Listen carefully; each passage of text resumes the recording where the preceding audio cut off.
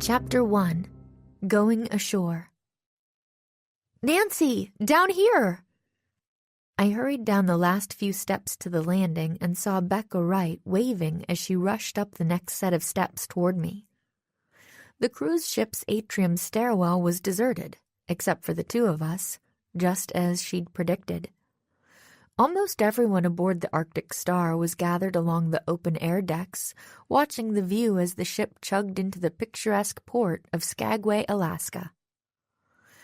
"I don't have much time," I told Becca. "Alan thinks I'm in the ladies' room. He wants to get a photo of all of us at the rail when we dock." "I don't have much time either." Becca checked her watch. As the Arctic Star's assistant cruise director, she was always busy. "I'm supposed to be getting ready for disembarkation right now, but I just found out something I thought you'd want to know right away. The police caught the robber." I gasped, flashing back to the events of the day before yesterday. While the ship was docked in a town called Ketchikan, someone had robbed the shipboard jewelry store. "Really? They caught someone already? That's amazing!" I exclaimed. "Who was it?" "A guy named Troy Anderson," Becca replied, leaning down to pluck a stray bit of lint off the carpet. "I guess he's well known to the local authorities as a petty thief and general troublemaker type. They caught him over in Juneau, trying to fence the stuff he stole." I blinked, taking that in. It wasn't exactly the answer I'd been expecting. "So, he wasn't a passenger or crew member on the Arctic Star?" Becca raked a hand through her dark curls. "Nope, which is weird, right? I have no idea how he got on board." She smiled weakly. "Maybe it's a good thing you're still here, Nancy. I hope you're in the mood for another mystery." The Arctic Star was the flagship of the brand-new Superstar Cruises, and this was its maiden voyage. However, things had gone wrong from the start. Before the start, actually. That was why Becca had called me. We'd known each other for years, and she knew I liked nothing better than investigating a tough mystery.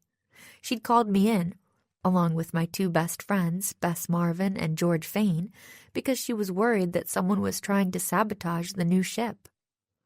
And she'd been right. Just a few days into the cruise, I'd nabbed the saboteurs, Vince and Lacey. They were working for a rival cruise line, trying to put Superstar out of business. Then the jewelry store robbery happened, after Vince and Lacey were in custody, and I'd realized that maybe the mystery wasn't over after all. "Do you think this Anderson guy has an accomplice on the ship?" I asked. "If so, maybe that person was also responsible for some of the other stuff that's been going wrong." Becca bit her lip, looking anxious.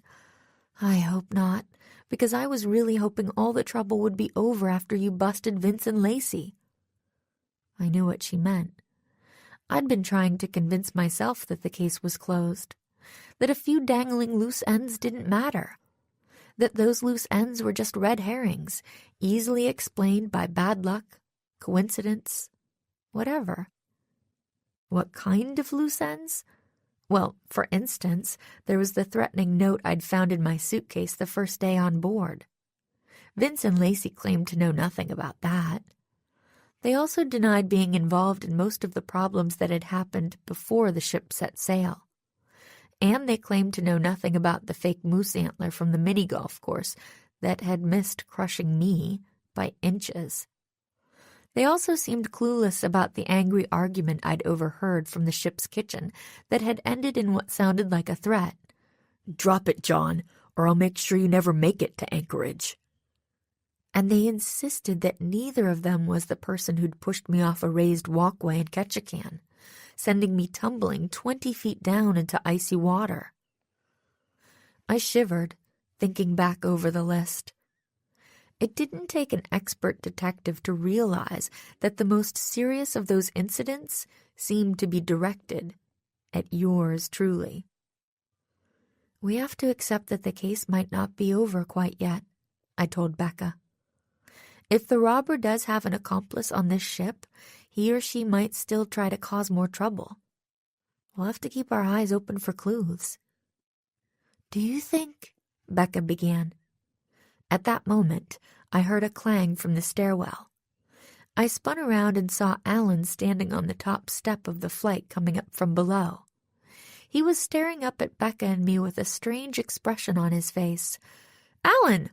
I blurted out, cutting off the rest of Becca's comment. I didn't hear you coming." I hadn't seen Alan Thomas coming the first time I'd met him either. Had that really happened only a few short weeks ago? I'd been having lunch with Bess and George at one of our favorite cafes near River Heights University. Suddenly, Alan had appeared beside our table, drooling over Bess and begging her to go out with him. It wasn't the first time that type of thing had happened, but it was the first time Bess had said yes. She said it was because she saw something different in Alan. He was different, all right. He was outgoing and cheerful and kind of excitable. Nerdy, as George liked to call it. I guess that worked for Bess, because the two of them had been together ever since. Then Becca had called, begging me and my friends to come solve her mystery. Our cover story was that we'd won the cruise in a contest. When Alan found out we would be staying in a luxury 4-bedroom suite, he'd practically begged to come along. He was an environmental studies major at the university, and this trip was supposed to give him a head start on his sophomore year research project. That was nice for him, but it made things kind of complicated for the rest of us. See, Becca had sworn us to secrecy. We weren't supposed to tell a soul why we were really on board the Arctic Star. Not even Alan. Had I just blown our cover? "Nancy, I've been looking all over for you," Alan exclaimed, hurrying toward me. "Did you get lost on the way to the bathroom or something? You're missing some amazing views." "Nope, I was just chatting with Becca, that's all." I forced a smile, studying Alan's face. Had he overheard what Becca and I were talking about? His gray eyes looked as guileless as ever. Or did they? Something about the way they were peering into mine made me wonder just how much he'd heard while coming up the stairs. I dismissed the thought as quickly as it came. Alan was pretty much an open book. Like I said, he'd declared his adoration of Bess the first time they'd met. In fact, he seemed to blurt out pretty much every thought that entered his head. If he'd heard anything important, I'd know it. "We'd better get back out there," I told him, still smiling. "I don't want to miss any more scenery." "Smile and say Alaska," Alan sang out. Bess giggled, tossing back her blonde hair as the sea breeze whipped it across her face. "No way," she said. "If I say that, my face will look funny. I'll stick with the traditional." She struck a pose leaning against the gleaming brass railing, with the Skagway shoreline behind her. "Cheese!" Alan snapped the photo. "Gorgeous!" he exclaimed, hurrying over to let Bess check out the screen on his digital camera. George rolled her eyes. "Are we going to stand around here taking pictures all day, or are we actually going to get off this ship and do something?" she grumbled. I grabbed her arm and pulled her aside, dodging a few excited passengers who were rushing toward the gangplank, leading to the dock below. "Leave Alan alone for a sec," I said quietly. "I've been dying to tell you what Becca just told me." "What?" George immediately looked interested. Shooting a quick glance at Alan to make sure he wasn't close enough to hear us, she lowered her voice. "Was it about Vince and Lacey? Did they finally fess up to leaving that nasty note in your luggage?" "Right. That was another unexplained occurrence from earlier in the cruise. The note had read, 'I hope you get lost just like your bag, and that you stay lost.'" "No, but the cops caught the jewelry thief." I quickly filled her in. When I was finished, George let out a low whistle. "So it wasn't anyone from the ship? That's weird." "I know, right? There's no way he got through security on his own." I glanced over at the exit station set up near the gangplank. Several crew members were there. dressed in Superstar's crisp navy and silver uniforms, running ship IDs through a scanner as passengers disembarked for the day's shore stop. Even though the area around the exit was chaotic, with dozens of excited passengers shouting and laughing and eager to start their day in Skagway, the ship's staff maintained perfect order, channeling each person through the scanner station before ushering him or her down the gangplank. Watching the well-organized procedure made it seem impossible that anyone could board unscanned or undetected. So, who helped him get aboard? George wondered. He must have an accomplice, right? A crew member or maybe another passenger. Instead of answering, I cleared my throat loudly. "Get any good shots?" I asked Alan, who was coming toward us with Bess on his heels. "Of course," Alan winked. "It's easy to get good shots when you have such a beautiful model." George smirked. She doesn't have much patience for gooey romantic talk, especially when it came from Alan. "Enough with the photo session," she said. "Let's get off this boat and have some fun." "Speaking of fun," Bess said as we all wandered toward the exit station, "what's on the agenda for today?" "You girls weren't there when Scott came around at lunch yesterday, so I signed us up for a few things," Alan said. He glanced around. "Where is Scott, anyway? He said I should check in with him about the exact schedule." "I don't see him." I scanned the exit area, which was growing more crowded by the second. Half a dozen raucous redheads, members of a large family reunion, had just entered. I also spotted a few other familiar faces, but I didn't see the lean, tanned form of Scott, the shore excursion specialist, anywhere. A statuesque blonde woman in a Superstar uniform saw me looking around and stepped toward me. "May I help you, Miss Drew?" she asked in a husky voice, heavily shaded with an Eastern European accent. "Oh, hi, Tatiana." I smiled at her, though I couldn't help a flash of unease. Tatiana worked for Becca, and she'd almost caught the two of us discussing the case a couple of times. We were just looking for Scott so we could check about today's trips." "He's already on shore," Tatiana replied. "You should be able to find him on the dock once you've disembarked." "Okay, thanks," Bess said with a smile. "Come on, guys. We'd better get in line." We headed across the lobby. "Look, it's the ABCs," Alan said, nodding toward 3 gray-haired women at the back of the line. Alice, Babs, and Coral were experienced cruisers who were seated at our table at dinner. "And Tobias," George added with considerably less enthusiasm. I couldn't help a slight grimace myself when I saw the 8-year-old boy. He was pulling at his mother's hand as she and her husband chatted with the 3 older women. "Looks like Coral has forgiven him for scaring her half to death with that pet tarantula of his," Bess whispered with a smirk. "I guess so. I'm not scared of spiders, but I still shuddered a little as I recalled the incident. Tobias had smuggled his tarantula onto the ship, and the hairy 8-legged critter had ended up crawling over the pastries one day at lunch. "That's only fair, though," I added. "Vince and Lacey stole Hazel and put her on the buffet, remember? Tobias didn't have anything to do with it." I shrugged. "Well, unless you count sneaking the spider on board in the first place." I let my voice trail off, since we'd reached the group by now. The ABCs and Tobias's parents greeted us cheerfully. Tobias himself ignored us. That was typical. He'd made it clear from the start that he didn't want to be on the cruise, and his attitude generally varied from sullen to downright obnoxious. "Do you young people have some exciting shore activities planned for today?" Babs inquired. "I guess so." George shot a look at Alan. "You'll have to ask our own personal event planner." Alan grinned and swept into a goofy bow. "At your service." "Are you taking that scenic train trip through the mountains?" Tobias's mother asked. "We're really looking forward to that, aren't we, Tobias?" "I guess." Tobias shrugged, looking less than enthusiastic. Hey, here comes Hero. He probably wants me to go on some boring tour with him or something."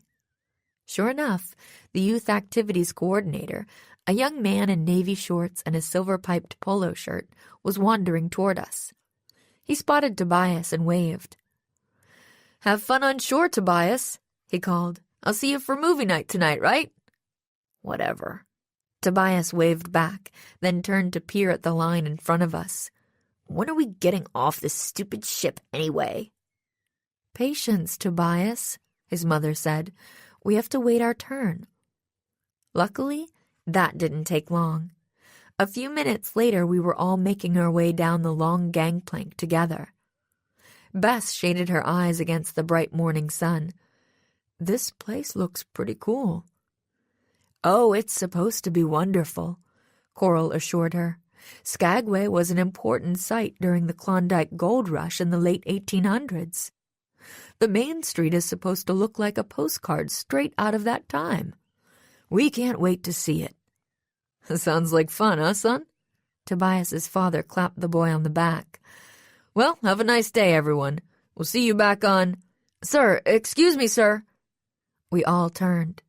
A young man in a tidy navy and silver uniform was running down the gangplank, apologizing profusely as he pushed past other passengers. He looked familiar, and when he got closer, I realized he was one of the busboys from the main dining room. He skidded to a stop in front of Tobias's father. "I'm so glad I caught you," he said breathlessly, holding up a camera. "You left this in the cafe after breakfast. I'm sure you'll want it with you today." Tobias's father's eyes widened. "I hadn't even noticed," he exclaimed, taking the camera. "Thank you so much, young man. You're right. I'm sure I'll want to take lots of pictures today." He fished a couple of bills out of his pocket. "Thank you for tracking me down." "Thank you, sir." The busboy blushed slightly, then pocketed the money. He glanced around at the rest of us. "I hope you all enjoy your day in Skagway." As he turned toward the gangplank, another man rushed down. "Sanchez, there you are," he barked out, grabbing the busboy by the arm. "Come with me, now."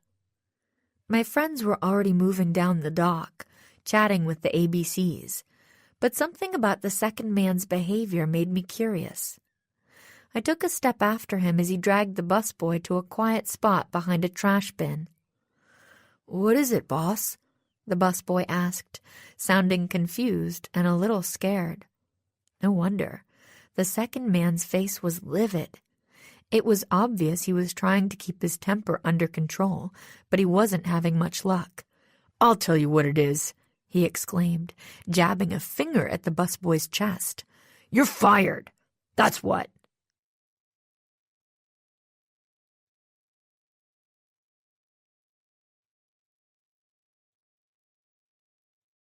Chapter 2. In the Line of Fire. "What?" The busboy's face went pale. "Why? What did I do, boss?" "You know what you did. You just thought we'd never find out." The boss glared at him. I winced, feeling sorry for the busboy. He started to protest, looking confused and terrified, and his boss responded, though their voices were too low for me to hear what they were saying anymore. I glanced around for my friends, wondering if they'd noticed what was going on. Instead, I saw a heavy-set man with a droopy mustache hurrying over. I didn't know his name, but I'd seen him a few times on the ship. I assumed he was another passenger, since he always wore a Hawaiian shirt and shorts rather than a navy and silver uniform. But he seemed to spend a lot of time hanging around with the staff. Right now, he was zeroing in on the busboy and his boss. "What's going on over here?" he demanded as he rushed up to them. "Is there a problem?" The boss dropped his hold on the younger man's arm. "It's nothing to worry about, sir," he said smoothly, though his brow was still creased in anger. "Please enjoy your day in Skagway." Mr. Hawaiian's shirt ignored him, peering at the busboy's anxious face. "You okay, son?" he said. "Because if there's some sort of trouble, you've got to speak up for yourself." The busboy's face went red. He glanced from his boss to the other man. "It's nothing," he muttered. "That's right," his boss put in. "Thanks for your concern, sir. Now if you'll excuse us." I guess I was staring as all this went on, because just then the busboy turned and met my eye. He spun toward his boss. "It's not right," he said suddenly, his fists clutched at his sides. "I don't know anything about any illegal drugs. Whoever said they found them in my locker is lying." "Drugs?" Mr. Hawaiian's shirt barked out. "What's this all about?" By now, the raised voices were attracting attention, even on the busy Skagway dock. Some of the passengers who were disembarking nearby were looking over, and a moment later, I saw the tall, broad-shouldered form of the Arctic Star's captain striding in our direction. "What's going on over here?" Captain Peterson asked. Glancing from the red-faced busboy to Mr. Hawaiian's shirt, he frowned. "Never mind. Don't tell me. Let's take this back to the ship. Now." He grabbed the boss by the elbow and the busboy by the shoulder, steering both men toward the gangplank. "Wait!"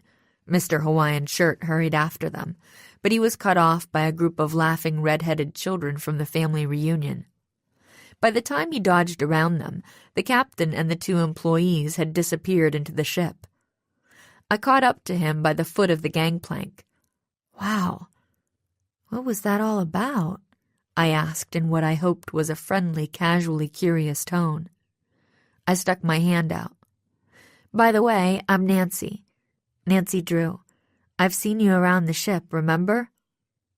Sure." The man glanced at me and shook my hand, though he looked distracted.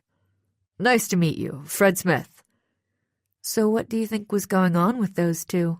I said. "Can you believe that guy fired the busboy in front of everyone? Crazy, right?" "Just business as usual, I suppose.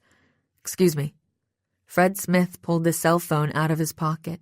He hit a button and pressed the phone to his ear, turning away and disappearing into the crowd. Okay, so much for that. I looked around for my friends. They were a few yards down the dock, gathered around Scott, the shore excursion specialist. "Where'd you disappear to?" George asked when I joined them. "Nowhere. Remember that nice busboy with the dimples who cleaned up the drink Coral spilled last night?" I said. "I think he just got fired." Scott glanced at me. "You talking about Sanchez?" he asked. "Yeah, I just heard about that. Something about finding drugs in his locker." "Really? Wow. Crazy," Alan commented. Scott shrugged. "It happens. Just an unfortunate side effect of dealing with a large crew of workers from all different backgrounds." He grimaced slightly. "Some of them less, savory than others. Like Sanchez, for instance." He cleared his throat and pasted a pleasant smile on his face, as if realizing he'd said too much. "In any case, I hope you won't let this incident spoil your day here in Skagway." "Don't worry about that." George glanced toward the town's main street, which was lined with old-timey buildings. "This place looks pretty cool so far. Now about that train ride." The others went back to discussing the day's activities. I was only half listening, though. Could the incident I'd just witnessed have anything to do with our case? That man, Fred Smith, had been one of our suspects the last time around. It was strange how he always seemed to be nearby whenever there was trouble. Did he need to go back on the list? Or could the busboy himself be the jewelry thief's accomplice? Scott had all but come out and said the guy might have a questionable past. I chewed my lower lip, trying to figure out how all the clues might fit together. I wished I could question Scott about the busboy since he seemed to know him, but I couldn't. Not with Alan standing right there. I didn't want to raise his suspicions by seeming too interested in something like that, especially if he'd heard any of what Becca and I had been talking about earlier. Come to think of it, I wasn't sure I wanted to raise Scott's suspicions either. Becca and Captain Peterson were still the only two people on the ship who knew why my friends and I were really there. And I wanted to keep it that way. I'd already come close to blowing my cover with Scott back in Ketchikan. I'd seen him sneak out of a tourist show to meet with a seedy-looking guy with a big scar on his face. That had made me suspicious enough to tail him through town, but he'd caught me following him, right as he'd met up with another tough-looking man and handed over a wad of cash. He hadn't been happy about seeing me, since he'd explained he was paying off some gambling debts, which could get him in trouble if the captain found out about them. I sighed, rubbing my face and stifling a yawn. I hadn't had enough sleep last night, and it was making it hard to focus. Besides, there wasn't much I could do to find out more about the firing right now. I'd just have to ask Becca about it later. "Smile!" Alan sang out, snapping another picture. I forced a smile. Bess, George, and I were posing in front of a big black and red train car on display in a little park. A sign explained that it was a rotary snowplow, built in 1899 to clear Alaska's heavy snows off the tracks. After Alan took a couple of more photos, Bess checked her watch. "Hey, does anyone remember what time we need to be at the station for the scenic train ride?" she said. "Was it 12 or 12:30? George gave her a strange look. No wonder. Bess has a memory like an elephant. She rarely forgets a name, a face, or anything else. But Alan lowered his camera. "I don't know," he said. "Maybe we'd better double-check." "Thanks, sweetie." Bess tilted her head and smiled up at him. "We'll wait for you right here while you run over there." Alan blinked. "Oh, okay, I'll be right back." As he hurried off, Bess turned to me. "All right, Nancy," she said briskly. "You've been walking around in a fog for the past hour. What are you thinking about?" I grinned weakly. "I'm that obvious?" "Oh, yeah." George leaned back against the snowplow sign, watching as Tobias and his mother posed for a photo his father was taking. "So spill." I glanced around to make sure nobody was close enough to hear us. The area was crowded with visitors, mostly passengers from our ship and the 2 others currently docked in Skagway. I wasn't surprised that my friends had noticed I was a little distracted. My mind wouldn't stop buzzing around the incident on the dock. Did it mean something? I couldn't decide. "I was thinking about that busboy," I said. "It's probably not related to the case, but you never know, right?" "I guess." Bess looked dubious. "How would something like that be related?" George asked, sounding even more doubtful. I frowned. "I don't know, okay? I just want to make sure we don't miss any clues, or—" I cut myself off with a yawn. "Sorry, are we keeping you up?" George said with a smirk. I almost snapped back at her, but I swallowed the retort. "Sorry. Guess I'm pretty tired. My wake-up call got messed up this morning, remember?" The suite where we were staying had its own butler, an enthusiastic, outgoing young man named Max. One of his duties was handling our daily wake-up calls, and that morning he'd entered my room at 5 a.m. on the dot. "I know I requested a 7:30 wake-up call," I murmured, stifling another yawn. "Whatever, everyone makes mistakes," George shrugged. "Max said it was just a text mix-up or something, right? And he apologized like crazy for, the entire morning." Bess nodded. "I don't know why you didn't just go back to sleep, Nancy." "I tried, but your boyfriend was snoring so loudly next door that I couldn't." "So that's why you're so cranky today," George muttered. I shot her a look. "That, and I still can't believe you knocked my bagel on the floor yesterday at breakfast." George protested. "I told you that wasn't my fault. Alan totally bumped into my arm." Yeah, Bess put in. "It's always Alan's fault with you, isn't it, George?" "Shh," I said as I saw Alan hurrying toward them. "Speak of the devil." That was the end of any private talk for the moment. We wandered around town, sightseeing and shopping for souvenirs and snacks, until it was time to head back to the station for our scenic train excursion. "Wow, this is cool," Bess said as we entered the old-fashioned train car. "It's like stepping back in time." I nodded, though I wasn't paying much attention. I'd spotted a couple of our fellow passengers from the Arctic Star in the car. One of them was young travel blogger Wendy Webster. As usual, she stood out in the crowd in her plaid skirt, tank top, and long scarf. She looked up from her laptop computer and spotted us. "Hey, guys," she called, shoving her oversized black-framed glasses up her nose and waving. "Is this place epic or what?" "Sure, if you say so," George said. "Totally epic." Hearing shouts of laughter from the other end of the car, I glanced that way. Hero was seated there, surrounded by about half a dozen kids from the Arctic Star, though I noticed Tobias wasn't among them. "Dibs on the window seat."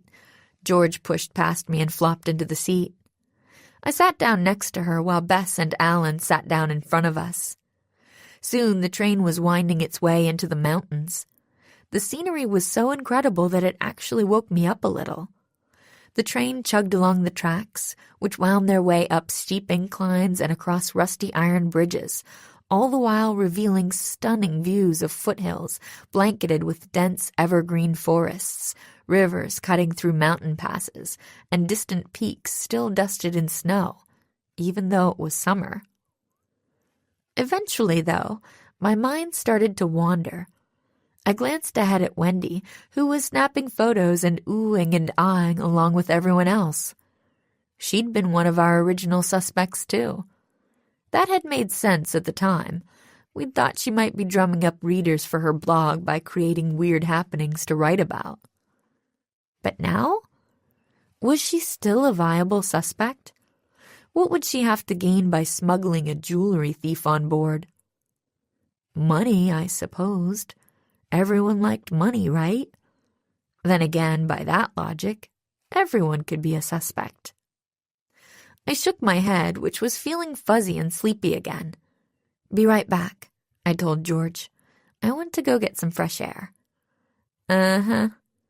George was peering at the little screen on her camera and didn't even glance over as I stood up. I made my way down the aisle, swaying side to side with the motion of the train. At the end of the car, a door led onto the little open-air platform between our car and the next. I stepped out there and took a deep breath of the cool, clean mountain air. I had the platform to myself for the moment, so I stepped over to the railing and looked out. It was kind of a scary view. The train was hugging the side of the mountain on a ledge so narrow I couldn't see the edge of it when I looked down. I'm not normally afraid of heights, but I gulped when I saw the dizzying drop-off to the valley floor far, far below. Suddenly, the door to the next car burst open and someone stomped out onto the platform. It was Scott, the shore excursions guy. He had a cell phone pressed to his ear. "And you'd better figure out a way to fix things before I get to Anchorage," he hissed into the phone, his voice practically seething with fury. "Because if you don't, I'm going to—" He cut himself off abruptly as he noticed me standing there, staring at him. Clicking the phone off, he glared at me. His face was twisted with anger, making him look like a completely different person than usual. He took a step toward me. I clutched the railing behind me, the only thing between me and a 200-foot drop to my certain death. "You!" Scott growled. "What are you doing out here?" Chapter 3. Rebuilding the List. I sucked in a deep breath, ready to scream for help. At that moment, the door to my train car flew open. "Nancy!" Bess exclaimed. "There you are!" She rushed out with Alan and George right behind her. "I told you she went outside," George said. Alan grinned. "Okay, but you weren't too sure," he teased. "All we knew was that we turned around and she was gone." I looked at Scott. His face had relaxed into its usual calm, jovial expression. He caught me looking and smiled sheepishly. "Sorry if I startled you, Nancy," he said. "You startled me too. I guess that's what I get for trying to do two things at once, huh?" Dropping his phone into his shirt pocket, he reached for the door. "Enjoy the scenery, folks." As he left, Alan tugged at my arm. "Check it out. I went to get a shot of you guys standing here when we passed that waterfall up ahead," he said. "Hurry, Nancy. Get over there between Bess and George." I obeyed, though I wasn't focused on the scenery. I'm not the type of person who gets rattled easily, but Scott had really scared me for a second. The depth of anger in his eyes had been terrifying. Could there be a dark side to him? Maybe a criminal side? I'd asked Becca about his background after the incident in Ketchikan, and she'd assured me he was an industry veteran who'd been recommended by Captain Peterson himself. That had been enough to make me cross him off the suspect list then. Was it time to investigate him a little further now? I wished I could talk to both my friends about it. As it was, the best I could hope for was talking to one of them. As we wandered back toward our seats, I poked Bess in the shoulder. "This train ride is really romantic, isn't it?" I said meaningfully. "It's nice that you and Alan are getting to enjoy it together." Bess got the hint right away. "Come to think of it, it's a little crowded around here to call it romantic." She linked her arm through Alan's and peered up at him with a smile. "Should we go find the caboose and take some pictures there? Just the two of us?" "Sure, Bess. Your wish is my command." Soon they were heading out the door toward the back of the train. I grabbed George and pulled her in the opposite direction, stopping when we reached a block of empty seats a couple of cars up. "Very smooth," George said. "Good thing Alan's so clueless. He obviously doesn't even realize we keep trying to ditch him." "Yeah." I glanced around, double-checking to make sure we wouldn't be overheard. It seemed pretty safe. Our closest neighbors were a pair of senior citizens snoozing in their seats several rows away. There were also a few members of that family reunion huddled at the windows up near the front of the car, but the clanking, chugging sounds of the train drowned out their conversation. "So, listen," I told George. "Something happened right before you found me just now." I filled her in on the incident with Scott. George looked surprised. "Shore excursion, Scott?" she said. "You really think he could be our bad guy?" "I don't know," I sighed, leaning back in my seat and staring out the window at the looming mountains. But he was obviously angry with whoever he was talking to on the phone. What if it had something to do with that robbery? "What if it didn't?" George countered. "You said he mentioned fixing something before he got to Anchorage. That's the ship's next stop, remember? He was probably just doing business, organizing the buses to take us from the ship to the city. Something like that." "Maybe." I flashed back to the moment he'd lunged toward me. But if you could have seen his face when he realized I'd heard him. Okay, there's that. George leaned past me to snap a photo of a picturesque mountain pass. "But Becca said he has a good rep, right?" "Uh-huh." She said the captain recommended him for this job, and he's worked in the cruise industry for quite a while. George nodded. "Okay. The other thing is, you admitted yourself that you're sleep-deprived today. You're probably a little on edge from that. Totally understandable, right? But isn't it possible it's making you freak out over something that's not really freak-out worthy?" I couldn't help smiling at her choice of words. "Maybe," I admitted, stifling yet another yawn. Still, we both know from experience that you can't always tell who's a criminal based on their public reputation, or even who their friends are. I flashed momentarily to that hulking tough guy Scott had met in Ketchikan, and the man with the scarred face he'd talked to briefly before that. He'd claimed they were poker buddies. Was he telling the truth? "It might be worth checking him out a little more," I added, "just in case."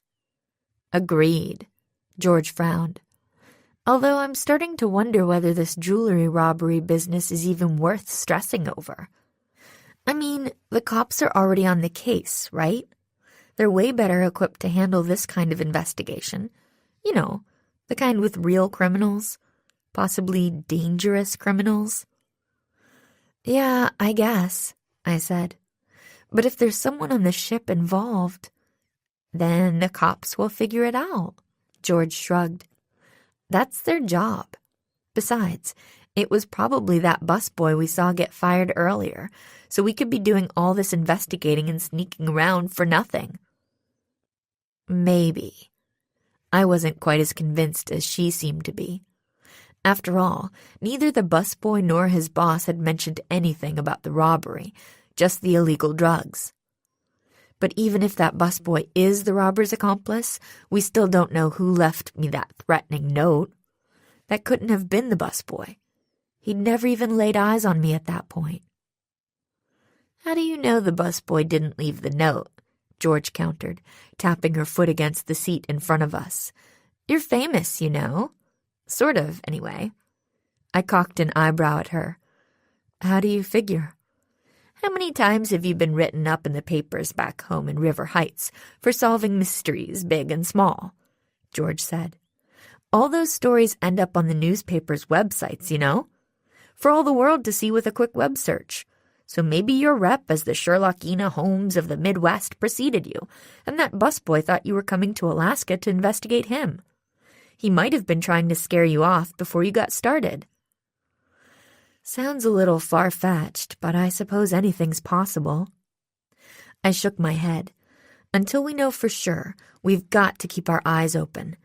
I mean, I know we thought the case was closed when we caught Vince and Lacey. But they swore they didn't do some of the bad stuff, George said with a nod. Like pushing you off that walkway in Ketchikan, and the moose antler thing, and some of the problems Becca told us about from before the cruise started. Yeah, a few of those incidents could have been accidents or red herrings, I said. Maybe somebody just bumped me innocently on that narrow walkway, and I lost my balance. And maybe there was an oversight and the screws on that moose antler never got tightened properly, so it fell when Bess and Alan leaned on it. And maybe the pre-cruise problems were just bad luck, or human error or whatever, George went on. Right. But someone left that note in my suitcase. And if that same someone might possibly have been the one who pushed me over the railing back in Ketchikan, I need to figure out who it is before something even worse happens. If it turns out that busboy was behind it all, like you said, cool. All we've lost is some time and energy we could have used for sightseeing today. I shrugged. If not, then we'd better not waste an entire day looking at pretty scenery and shopping for souvenirs, while the real culprit could be planning his or her next move. George didn't answer for a moment, instead clearing her throat loudly. Glancing up, I saw Hero hurrying down the aisle. He spotted us too and smiled. Having a nice time? He asked, pausing and leaning a hand on the back of our seat. The scenery is spectacular out here, isn't it? I thought I'd miss the warm blue waters of the Caribbean when I left Jubilee to take this job, but it's been great to see a new part of the world. You worked for Jubilee before? I was surprised, though I wasn't sure why. The cruise industry was really pretty small, and Jubilee Cruise Lines was one of its largest players. A lot of the Arctic Star's crew, including Becca, had worked for Jubilee before being lured away by Superstar Cruises. Hero nodded. I was assistant cruise director on one of the ships, he said. It was a great job, but when I heard Superstar had a spot open for kiddie coordinator, I jumped at it. I love working with kids. He checked his watch. Speaking of which, I'd better scoot. Got a bunch of the little rascals waiting for me right now. Enjoy the rest of the ride, ladies. Thanks, George and I chorused as he hurried off. That's weird, George said once he was gone. What? I asked. She shrugged. Becca's the assistant cruise director on our ship, right? And I thought you said she was Hero's boss. So it sounds like he took a demotion to take this job. Why would someone do that? Especially since it sounds like he was skeptical about leaving the Caribbean to come to Alaska. Good question, but I'm not totally sure Becca is actually his boss, I said. I'll text her right now and ask. I pulled out my phone and started tapping out a quick text. Cool, your phone's working again, George said, peering over my shoulder. Uh-huh. My phone had gone dead, or at least temporarily unconscious, after my unplanned dip in the cold waters beneath that walkway in Ketchikan. After it dried out, it was fine. "So, are you going to ask Becca about Scott too?" George asked. "I think I'll wait and ask her about that in person." I tucked the phone away. Seems too complicated to do via text. Anyway, I guess this means Hero's still on the suspect list? "Definitely," George said. "He was around when the moose antler crashed, and you said Becca acted weird when you asked about him that time. Maybe she's suspicious of him too." Maybe. I thought about that conversation. As soon as I'd mentioned Hero's name, Becca had rushed off, claiming she needed to be somewhere. But if she thinks we should investigate him, why wouldn't she just say so? "Got me," George shrugged. "Anyway, we already know Scott's on the list now, too. Who else?" I thought about our previous suspect list. Well, there's Wendy. "Wendy the wacko?" George nodded. "Yeah, she's too weird not to keep on the list, I guess. But actually, I'm thinking it's more likely to be a crew member than a passenger, like Scott or Hero. Or maybe Tatiana. We were suspicious of her before, right?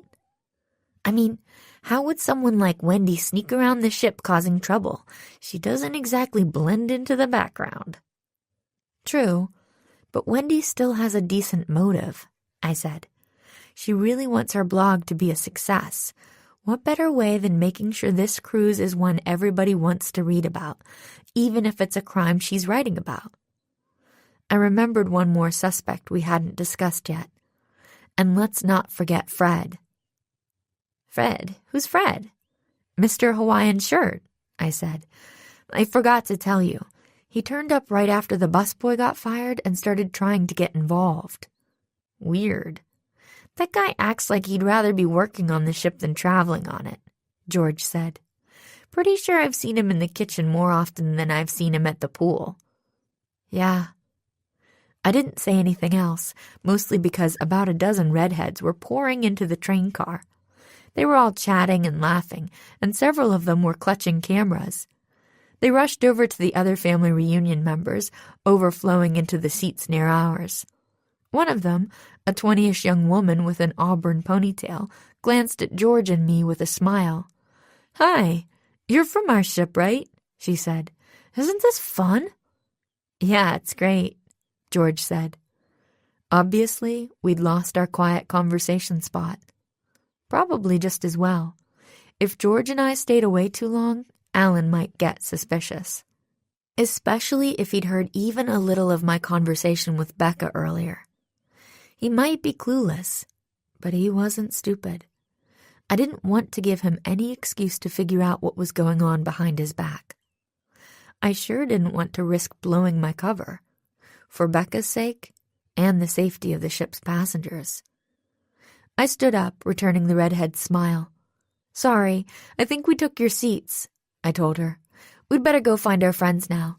See you back on the ship." "Wait up a sec, guys," George said. "I have to tie my shoe." "Hurry up," Alan told her as he, Bess, and I stopped. "Scott said we're running late, and I don't want to miss my chance to make my fortune." Bess grinned, squeezing his hand. "Don't get your hopes up, sweetie," she said. "This gold panning place is just a tourist spot right here in town. It's not exactly breaking new ground in the next gold rush." George glanced up from fiddling with the laces of her sneakers. "Still, gold's gold," she said. "Scott said this place guarantees we'll each get to find some real gold in our pans." "Yeah, like 3 granules of gold dust, probably," Bess said. As they continued squabbling amiably, I glanced forward. We were at the tail end of the large group of Arctic Star passengers making its way from the train station to the next activity in Skagway. Scott was at the front, leading the way. My gaze lingered on him. He was back in professional mode, smiling and helpful, with no hint of the terrifying anger I'd seen. Could George be right? Had my exhaustion, not to mention my obsession with this case, made me see something that wasn't there? I forgot about that as the crowd shifted and I spotted another familiar figure. It was Fred. He wasn't part of the group heading to the gold panning place. Instead, he was scurrying along the sidewalk across the way, with his hands in his pockets and his head tucked down between his shoulders, almost as if he didn't want to be seen. Interesting. George finally finished tying her shoe. "Come on, let's hurry," she said. "I want to make sure I get the best gold panning spot." "You guys go ahead," I said. I need to find a restroom. I'll meet up with you in a minute." "You sure?" Alan said teasingly. "Don't expect us not to steal your gold if you take too long, Nancy." I forced a smile, trying to keep Fred in view out of the corner of my eye. "I'll have to take my chances. See you in a bit." By the time I pushed my way through the eager, gold-crazed crowd around me, Fred had disappeared. I hurried off in the direction I'd last seen him going. Phew! I spotted him again as soon as I rounded the next corner. He was just a few yards ahead of me, moving fast. I fell into step behind him, doing my best to keep a few people between us. Good thing. Halfway down the block, Fred stopped abruptly, then turned and peered behind him. Oops. Luckily, he didn't seem to see me, but it reminded me to be careful. I continued to tail him. It wasn't easy. He stopped and stared around suspiciously every few moments. What was he doing? Finally, he ducked into a large souvenir shop. I waited a moment, allowing a few other people to pass before stepping inside myself. The place was cavernous and crowded, packed with tourists pawing through tables overflowing with T-shirts, keychains, stuffed animals, and every other imaginable form of souvenir knick-knack. But where was Fred? I glanced around but couldn't see him anywhere. Outside, his brightly colored Hawaiian shirt had made him easy to spot.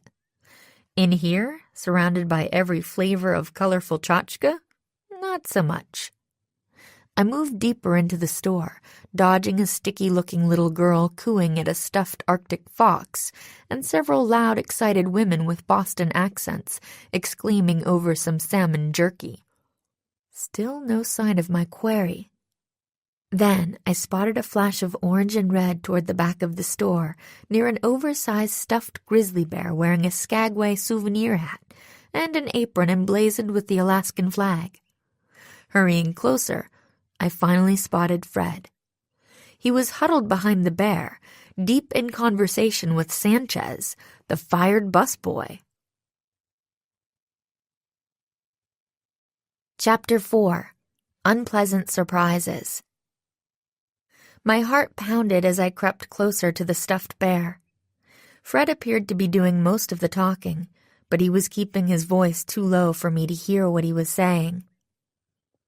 "Nancy! Hey, Nancy! Over here!" a voice yelled loudly, cutting through the din of the souvenir shop. I glanced back over my shoulder, wincing. It was Wendy, the blogger. She was rushing toward me, clutching her laptop under one arm as she used the other to wave vigorously at me. Biting back a groan of dismay, I quickly turned toward Fred and the busboy. But they were gone. By then, Wendy had reached me. "Hey, girl," she said breathlessly. "What's up? Shopping for some new shades?" She grinned. "Huh?" Glancing down at the nearest table, I realized it was filled with garish novelty sunglasses. "No, just looking around." I sneaked another glance around the store, but Fred was nowhere in sight. Had he skedaddled when he'd heard Wendy's bellowing and realized I was watching him? If so, what did that mean? Did he know I was investigating, or was he just trying not to let anyone see him talking to the fired busboy? "Cool!" Wendy grabbed a pair of moose print socks off another table. "Wow, some of this stuff is tacky." I wasn't sure she had much room to talk, given her usual crazy thrift shop style. But I was less concerned with her fashion choices than with her position on my suspect list. Deciding to try to salvage the situation with a little subtle interrogation, I gave her a friendly smile. "So, what are you doing here?" I asked. "I thought everyone was still down the street learning to be gold panners." "Oh," Wendy tossed the socks back on the table. "Nah, I did a gold panning thing like that in California once, and it was kind of lame, so I decided to save my pennies this time." Oh? Was it my imagination, or had she briefly grimaced when she'd said the part about saving her pennies? "Yeah, figured I'd skip it and see if I could find something a little more interesting to share with my readers." "So, have you found anything yet?" I asked. She grinned, waggling a finger in my face. "Nuh-uh, not telling," she sing-songed. "You'll just have to check out my blog to find out." "Guess I'll have to do that," I said politely. "Really?" she said eagerly. "Cool. Tell all your friends to go there too, okay? Because so far this trip isn't exactly driving zillions of hits to the blog. I knew I should have done the Elvis pilgrimage to Graceland this time instead." Interesting. So her blog, Wendy's Wanderings, wasn't exactly setting the internet on fire these days? Was that suspicious? I wasn't sure, though I supposed it did make Wendy's theoretical motive even stronger. Before I could come up with any more questions, Wendy's eyes lit up. "Whoa, check that out!" she exclaimed, racing toward a nearby table full of earrings. I didn't understand why she was so excited until I read the sign, which explained that the earrings were made of moose droppings. Wendy pulled a camera out of her pocket and snapped a few photos. "That's so going on the blog," she murmured gleefully. As she started digging through the earrings, I decided to take the opportunity to exit stage right. "See you later," I said, hurrying off before she could answer. Once I was back out on the street, I texted Becca to see if she was available to meet with me. She texted back almost immediately, saying she was free for a few minutes if I could meet her back on the ship. Soon I was hurrying into a snack bar on one of the Arctic Star's middle decks.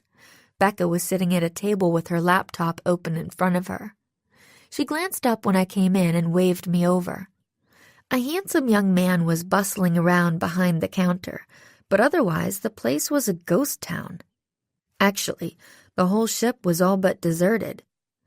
Other than the employees who'd swiped my ID and checked me in, the only person I'd seen since boarding was a maid vacuuming one of the hallways. "Hi," I said, sitting down across from Becca. "You know, this ship is kind of creepy when it's empty." My words echoed in the almost deserted snack bar. "I know what you mean. The ship feels different without passengers. Kind of peaceful and, yes, maybe a little creepy." Becca snapped her laptop shut. Meanwhile, the young bartender had just come around from behind the counter. He was carrying a pair of tall, frosty glasses of iced tea. "There you go, ladies," he said, setting the drinks down in front of us. "Anything else?" "Thanks, Omar." Becca smiled at him. "And yes, actually, could you do me a favor? Marcello's up in his office, and I know he'd love a cup of coffee. Would you mind bringing him one?" "Sure thing." As the young man hurried out, coffee cup in hand, Becca winked at me. "Okay, now we can talk freely, at least until he gets back." I grinned. "Nicely done. I didn't realize you had such a talent for misdirection and deception. Have you ever considered leaving the cruise industry and going into undercover work?" Becca chuckled, but soon her face went serious again. "So what did you want to talk about, Nancy? Are we any closer to figuring out who helped that robber get on board?" "I don't know." I took a sip of my iced tea. "But I have a question for you. What do you know about the busboy who got fired this morning?" "John Sanchez?" Becca nodded. "How did you know about that?" I explained about the scene I'd witnessed on the dock. "So now I'm wondering if there's a connection," I finished. Becca shook her head. "That wasn't very professional," she said with a sigh. "Chuck must have been too upset to wait until they were back on board. I know he thinks of his entire staff as family." "Chuck?" I echoed. "Sanchez's boss," Becca explained. "He got an anonymous tip this morning advising him to check the guy's locker. When he did, he found the drugs hidden under a spare apron." "An anonymous tip?" "Yeah, apparently someone emailed him from one of the public computers in the ship's internet cafe," Becca said. "The message wasn't signed. Why? Do you think any of this is connected with the case?" "I'm not sure yet." I tucked the info away to think about later. I knew we might not have much time before the bartender came back, and I wanted to ask her all my questions. "I also wanted to talk to you about Scott again. You know, the shore excursions guy. You said he's got a good rep in the industry, but how well do you really know him?" Becca shrugged. "Not that well. I never met him before he got hired here. All I know is he used to work for Happy Seas Cruises, and his old boss put in a good word for him with Captain Peterson." "Why? Has Scott done something suspicious? You asked about him before, right?" "Maybe. I don't know. Sort of." The more time passed after the incident on the train, the more I doubted my own reaction. Was I grasping at straws by treating Scott as a viable suspect? "Okay," Becca checked her watch, then glanced toward the door. "But listen, Omar will be back any second, and I want to talk to you about something." "What is it?" I asked, a little distracted by my own thoughts. "It's Tatiana. She's been acting, well, kind of strange lately." Instantly, I snapped back to attention. Even though Tatiana had been on the original suspect list, I hadn't been thinking much about her lately, mostly because my suspicions of her were based on the way she seemed to keep turning up whenever I was discussing the case with Becca. Which really wasn't all that suspicious, given that Becca was her boss. "What do you mean, acting strange?" I asked. Becca twirled her straw in her iced tea, her expression troubled. "It's probably nothing. It's just that she hasn't been answering calls or texts right away lately, and a couple of times I haven't been able to find her where she was supposed to be. It's like she just disappears now and then. It's not quite enough to put my finger on, but—" "Okay, I'll look into it," I said. "As a matter of fact, Tatiana is—" I cut myself off as I heard rushing footsteps. Glancing at the door, I expected to see Omar returning. Instead, I saw that Hero had just burst in, red-faced and breathless. "Hi," he said, looking startled to see us there. "That is, what are you doing here?" Becca blurted out. I was surprised to see him, too. "I thought you were herding kids at the gold panning place," I said with a smile. "That wrapped up a few minutes ago." Hero returned my smile, though it looked a bit forced. "The passengers are on their own for the rest of the afternoon, even the little kids." Becca stood up. "Excuse me," she said, looking strangely uncomfortable. "I just remembered I'm supposed to take care of something before the passengers get back. I'd better go. Talk to you later, Nancy." "Wait," I said. It was too late. She was gone. And Becca had never answered my text about Hero. I glanced at Hero, who was shifting his weight from foot to foot, looking as agitated as one of the hyper little kids he was paid to entertain. Maybe this was another opportunity for some impromptu interrogation. "Were you looking for Omar or something?" I asked. "He should be right back if you want to sit down and wait." "Oh." Hero glanced at me with that same forced smile. "That's okay.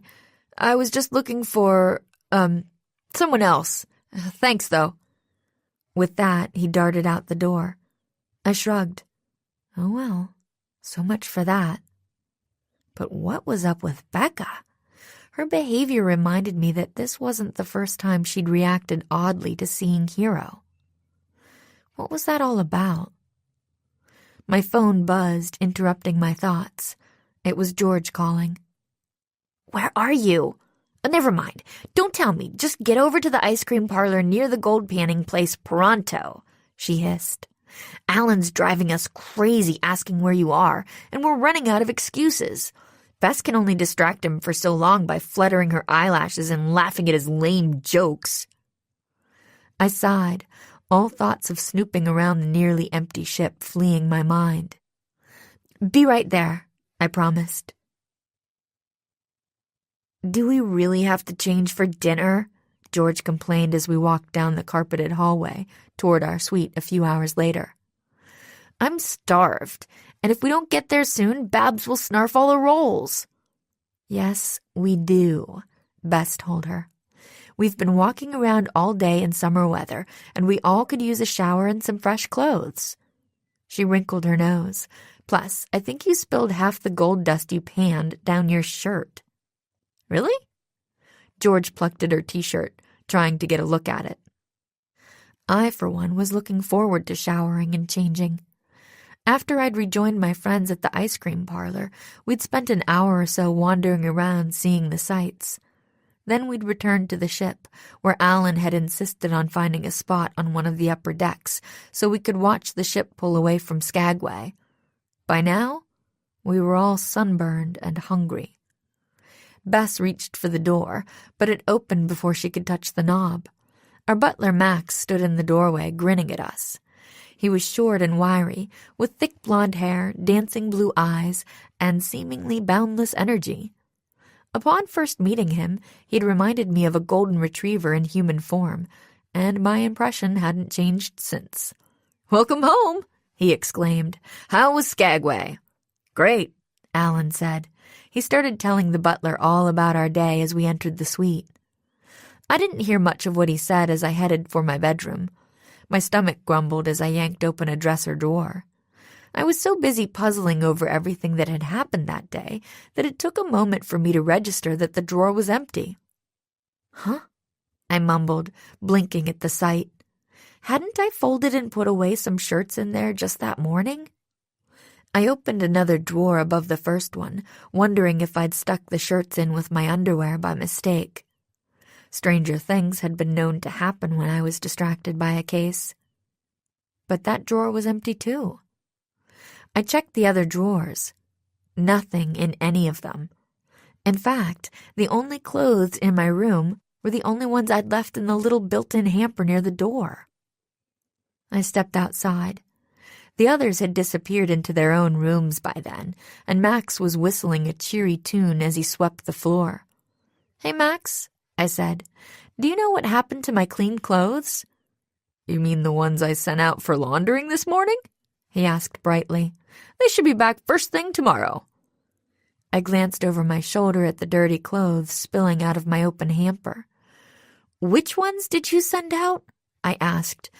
"Because my hamper's still full." "I know," Max shrugged and grinned. "You left me a note right on the hamper, remember?" A note? It had been a long day since that early wake-up call, and my mind felt sluggish, unable to deal with this new wrinkle. "What note?" "The one where you said you'd stuck your clean clothes in the hamper and the dirty ones in the drawers, so I should be sure to send out the right ones." Max grinned and winked. "Most guests do it the other way around, but I don't like to judge." I put a hand to my forehead. "You sent all the clothes in the drawers out to be washed?" "Yes." Max's smile faded slightly. "Isn't that what you meant by the note?" "What note?" I said again. "Can I see it?" "I threw it away." He shrugged. "Why? Is there a problem? I'm sorry if I misunderstood." My mind spun, still refusing to take this in. I'd been pretty tired that morning, but I knew I hadn't left Max any notes about my laundry. That meant that one of two things was happening here. One of the possibilities was that Max was lying to me, that there was no note, so he'd either sent out the wrong laundry by mistake, or worse yet, on purpose. Was this just another innocent error along with that messed up wake-up call? Or should he be a suspect? My mind shot from the laundry to the wake-up call to the note in my luggage, trying to work out whether Max could be the accomplice I was looking for. The other possibility was even more disturbing. Maybe the note was real, which would mean someone had sneaked into our suite and planted it on my laundry hamper. Who would do something so petty and weird? Somehow it didn't fit in with the other incidents we were investigating. "I'm so sorry, Miss Drew." Max looked stricken now as he realized how upset I was. "Did I do something wrong?" His voice had risen, both in pitch and volume. Bess stuck her head out of her room. "Is everything okay?" she asked. "Not exactly." I quickly outlined the problem, with Max interrupting every few lines to apologize. He also offered to run down to the shipboard shops and pick me up something to wear at his expense. But Bess shook her head. "It's okay," she told both of us. "I've got plenty of clothes. Come on in, Nancy. You can borrow something of mine." I smiled weakly. "Thanks," I said, following her into her room. Sometimes it's nice having a friend who's a fashion plate. The following day, I awoke feeling rested and ready for anything, thanks to a nice dinner, in one of Bess's dresses, and a full night's sleep, in a t-shirt and sweatpants borrowed from George. My doubly clean laundry was back by the time I got up, plus Max had whisked off the stuff from the hamper, promising to get it washed quickly. The butler was acting so apologetic about the laundry mix-up that I was starting to doubt my suspicions of him from the night before. I'd had a few minutes to discuss those suspicions with Bess in hurried whispers while she was finding me something to wear, and she'd seemed pretty dubious too. Still, we'd agreed that it was worth adding Max to the suspect list. Why not? It wasn't as if we were any closer to solving this thing. After a leisurely breakfast, we joined most of the rest of the passengers on the upper decks. The ship was cruising through Glacier Bay today, and we were all expecting some spectacular views. The scenery didn't disappoint. Soon everyone was oohing and eyeing over the jagged icy blue and white glaciers surrounding us, framed by the majestic snow-capped mountains rising in the distance. I even forgot about the case for a while. Then I noticed Wendy wandering past, clutching her camera and her laptop, and it all came crashing back.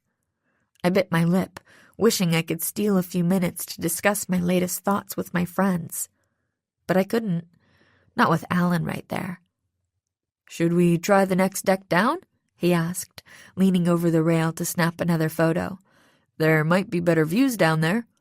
"Doubtful," George said. "If you're bored, just say so, dude." "I'm not bored," Alan answered quickly. He shifted his weight from one foot to the other. "I just don't want to miss anything." "Tobias!"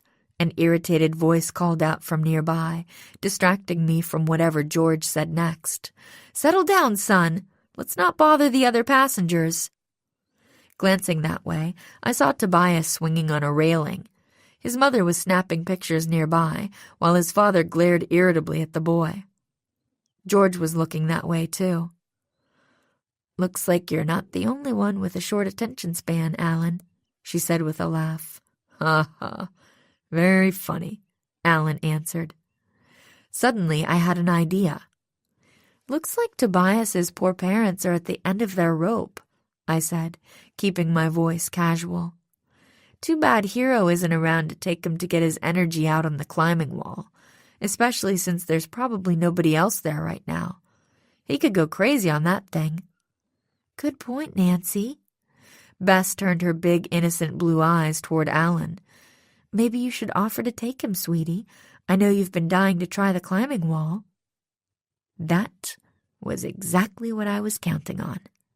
Alan had mentioned wanting to try the ship's state-of-the-art rock climbing wall several times, but as far as I knew, he hadn't done it yet. Probably because Bess had no interest in such things. Oh, Alan said, glancing from Bess to the scenery and back again. I guess that's not a bad idea. We could just go for a little while. Give Tobias's folks a break. What a nice idea. Bess squeezed his arm, turning on that million-watt smile of hers that never fails to turn guys into jelly. Why don't you go suggest it to them? I'm sure they'd really appreciate it. Moments later, Alan and Tobias were disappearing into the nearest stairwell. Come on, I told Bess and George, heading away from the crowds at the rail. We need to talk. Soon the three of us were huddled behind a stack of lounge chairs. I started by filling them in on the previous day's chat with Becca and subsequent encounter with Hero, since this was my first chance to talk freely to them since then. We discussed all that for a few minutes, though we didn't reach any new conclusions. Did you tell George about your newest suspect? Bess asked. You mean Max? I said. Max? George said. You're kidding, right? The guy doesn't exactly seem like a hardened criminal. I know, I said, but it's weird how he keeps messing things up lately, and how it always affects me. Paranoid much? George rolled her eyes. I mean, seriously, Nancy, a botched wake-up call? Sending out the wrong laundry? This is your evidence that he's up to no good? I know. I glanced around to make sure nobody had wandered close enough to hear us. But what if he's been in cahoots with that jewelry thief all along? He definitely had access to our luggage, which means he could have left that nasty note in my suitcase on the first day. And maybe now he's just trying to distract me however he can, hoping it'll throw me off the case. The argument sounded weak, even to my own ears. Okay, there's that, Bess said diplomatically. What about the rest of the suspect list? We went on to discuss our other suspects, including Wendy, Scott, Fred, and Tatiana. Could any of them be the thief's accomplice? None of us could come up with any compelling evidence for or against. It just doesn't quite add up, does it? I said at last, leaning against the stack of chairs and squinting up into the cloudless blue sky. We have a whole bunch of suspects, but not much solid evidence. Just vague clues that could mean anything. We've been investigating for days, and it feels like we're no closer to figuring out who could be the thief's accomplice. George opened her mouth to respond. Before she could say a word, another voice spoke up from behind us. Thief's accomplice? Alan said. What the heck are you guys talking about? Chapter 5. Comic Relief. Alan? Bess blurted out. Alan looked over the stack of chairs. His forehead was creased in a puzzled frown. What's going on? He asked, looking at each of us in turn. George gulped. We were just, role-playing. That's it. We're actually super geeks, and we're really into, acting out famous true crimes from history. Now you know our secret. Oh well, we're pathetic nerds. Alan shook his head. Nice try. He glanced at me. I thought I was going crazy when I heard you talking to the assistant cruise director about clues and stuff.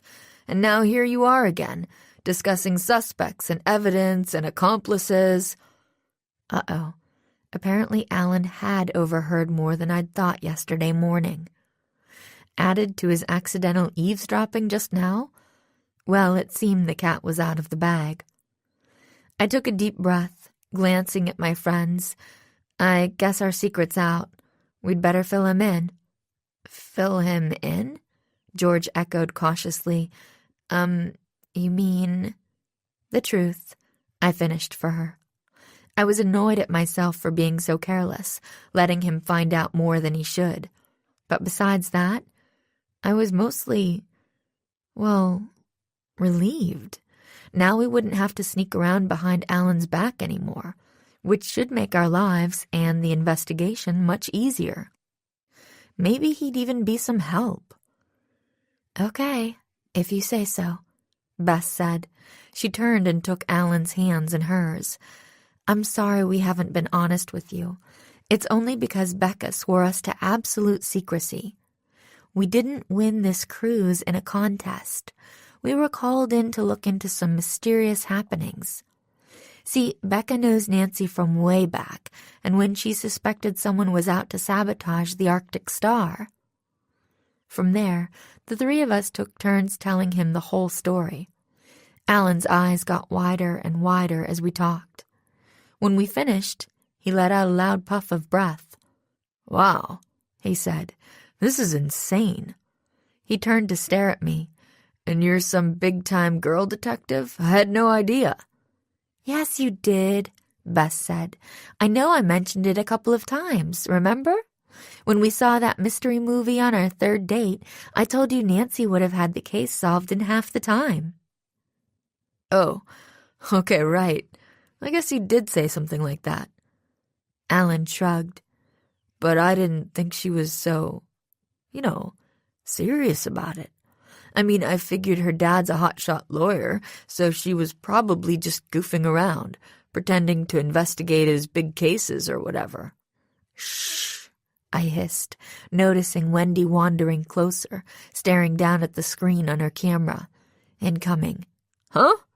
Alan said, his voice sounding way too loud. "Hang on, I have a question. Is this the real reason why Nancy's always running off to the bathroom and stuff?" Bess pinched him on the arm. "Quiet then," she murmured. "We have to keep this on the down low, okay?" "Oh!" His eyes widened again, and he nodded, shooting a suspicious look around. "I gotcha. Top secret stuff, right?" I cringed.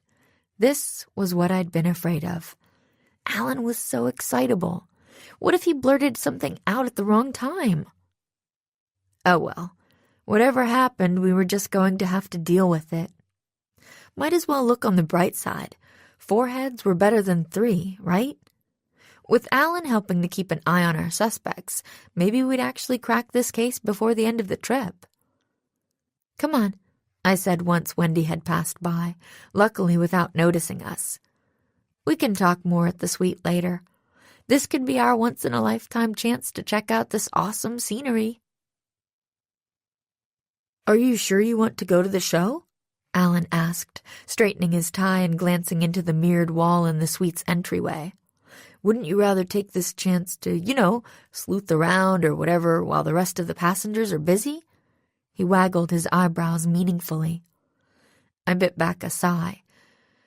"No, it's fine," I said, double-checking to make sure Max was safely out of earshot in one of the bedrooms. "I'm sure most of our suspects will be there tonight. 2 birds with 1 stone and all that." "Right." Bess reached up to flick a speck of lint off Alan's sleeve. "Besides, I know you've been looking forward to seeing Merck's show, sweetie." The idea behind Superstar Cruises was that passengers would get the chance to spend time with the celebrity talent hired as the ship's entertainment. Unfortunately, the Arctic Star's main attraction, A-list action star Brock Walker, had canceled at the last minute due to Vince and Lacey's shenanigans. That had left C-list comedian Merck the Jerk as the ship's headliner. Tonight was his first performance. His original show had been postponed when Vince and Lacey had sabotaged the chandelier in the ship's main theater. Now the place was cleaned up and the show was back on.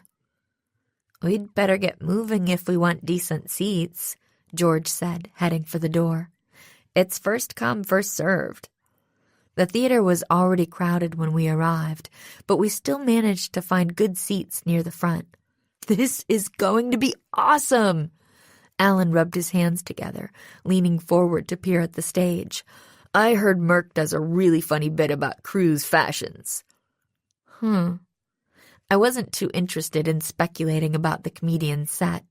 Instead, I was glancing around for our suspects. But I hadn't spotted any of them by the time the lights dimmed. "Here we go," George whispered. Becca's boss, Marcello, stepped out on stage, looking dapper in a dark suit. A smattering of applause greeted his appearance, and he raised both hands and smiled. Thank you," the cruise director said. I know we're all looking forward to having our funny bone tickled by our wonderful celebrity guest, Mert the Jerk. First, though, the captain would like to say a few words. Sir?" He turned and swept into a gallant bow.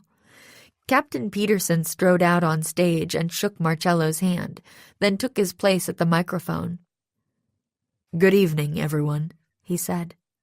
"Before we get started with tonight's entertainment, I want to fill you in on the schedule for the next few days. As you know, the Arctic Star departed Glacier Bay just before dinner time tonight, and is now cruising toward Seward, where we'll dock for a few days while most of you travel by comfortable motor coach to Anchorage to begin the land tour portion of your trip." He went on to explain that some of the ship's personnel, Scott, Hero, Tatiana, and several others, would be accompanying us as we visited Anchorage and then traveled north from there to Denali National Park. The rest of the staff, including Becca, Max, and the captain himself, would stay behind to ready the ship for the return voyage down the coast to Vancouver. "Yikes," George breathed in my ear. "Sounds like our suspects are splitting up." I nodded, feeling a pang of concern. At least Max was the only staff member on our list who wouldn't be traveling with the passengers. Still, if he was our culprit, that would mean he'd have plenty of free time to plan more trouble before we returned. And the captain had said most of the passengers would be going on the land tour. What if Wendy was planning to save money by skipping it and staying behind on the ship? Or what if Fred decided he'd rather hang out with his pals in the kitchen than go with the rest of us? I wondered whether one of us should stay behind on the ship just in case. Reaching into my pocket, I touched my phone. Maybe I should text Becca and get her advice about what to do. Before I could decide, the lights dimmed again and raucous music poured out of the speakers. I realized the captain had left the stage, and it was time for Merck's show to start.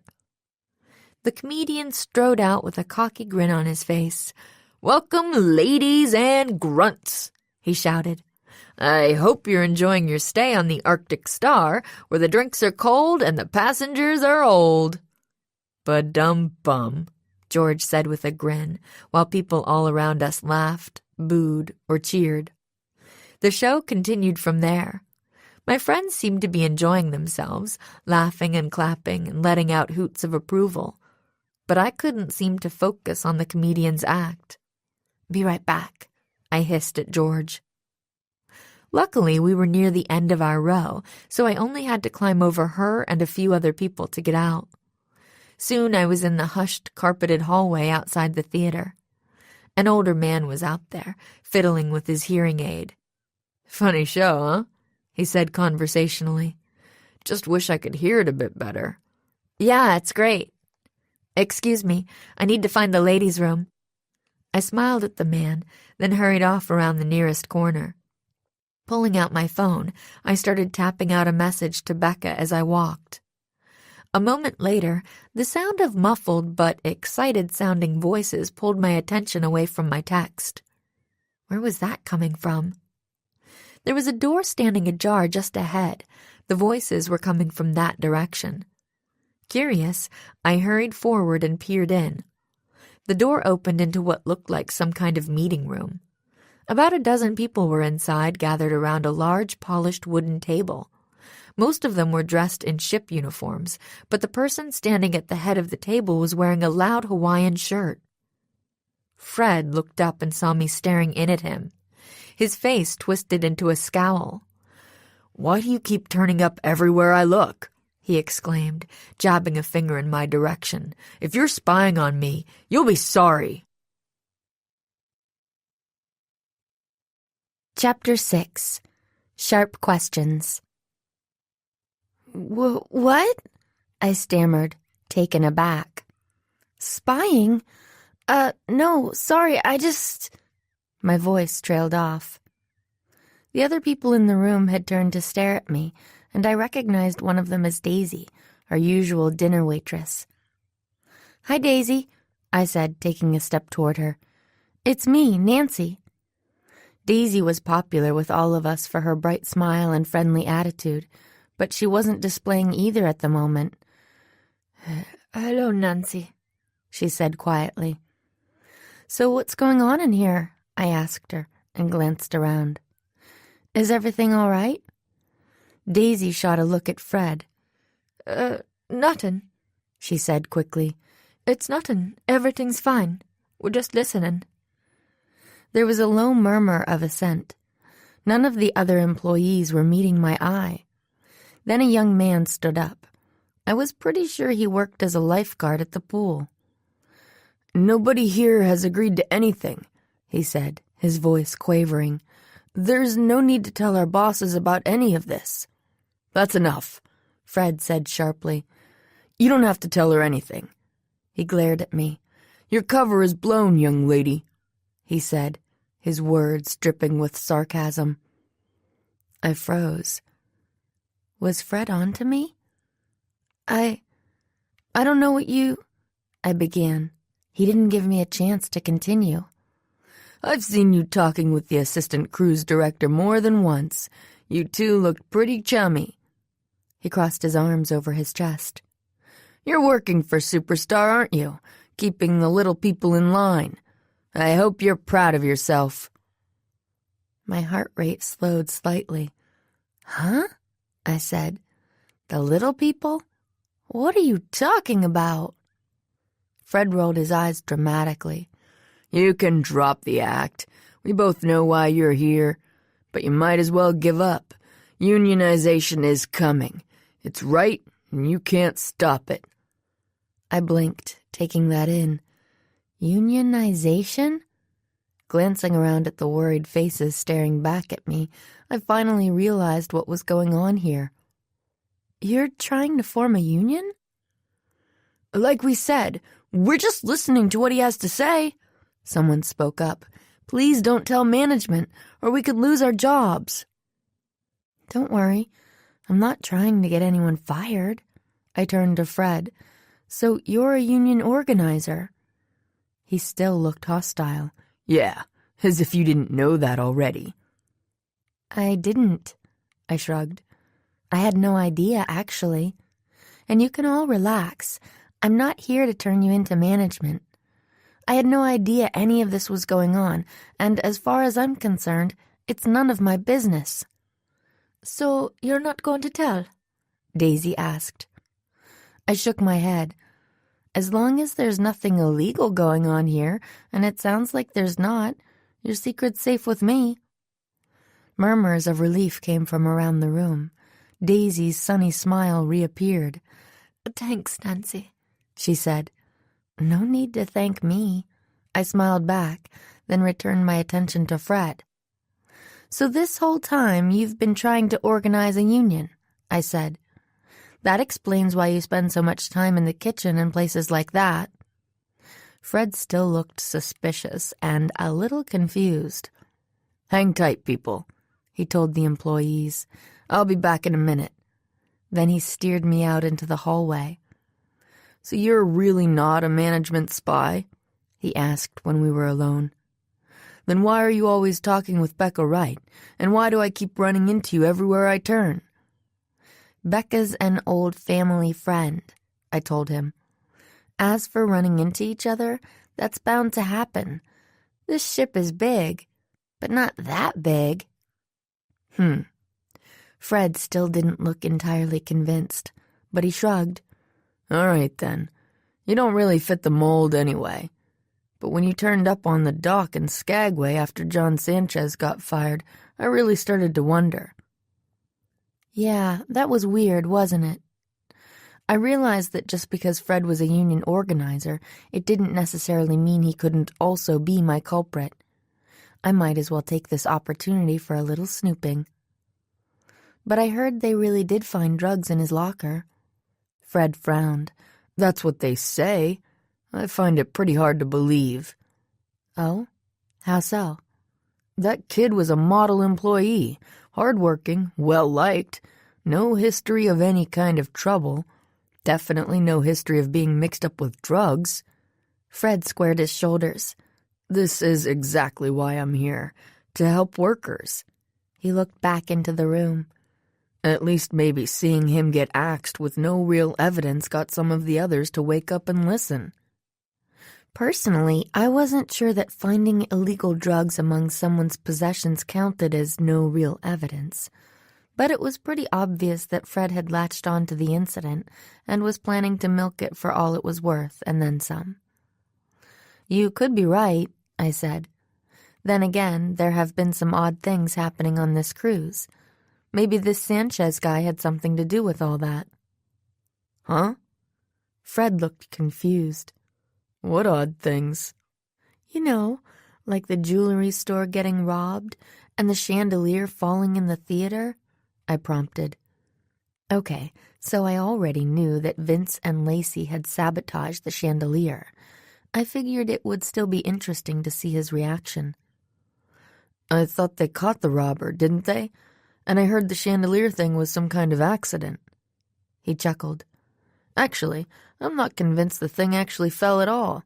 Figured Merc the Jerk just felt like lounging by the pool for a few more days instead of doing an honest night's work." He was already glancing back toward the room behind him, but I wasn't ready to let him go just yet. "There was an accident on the mini-golf course, too," I said. "An antler came off that big fake moose."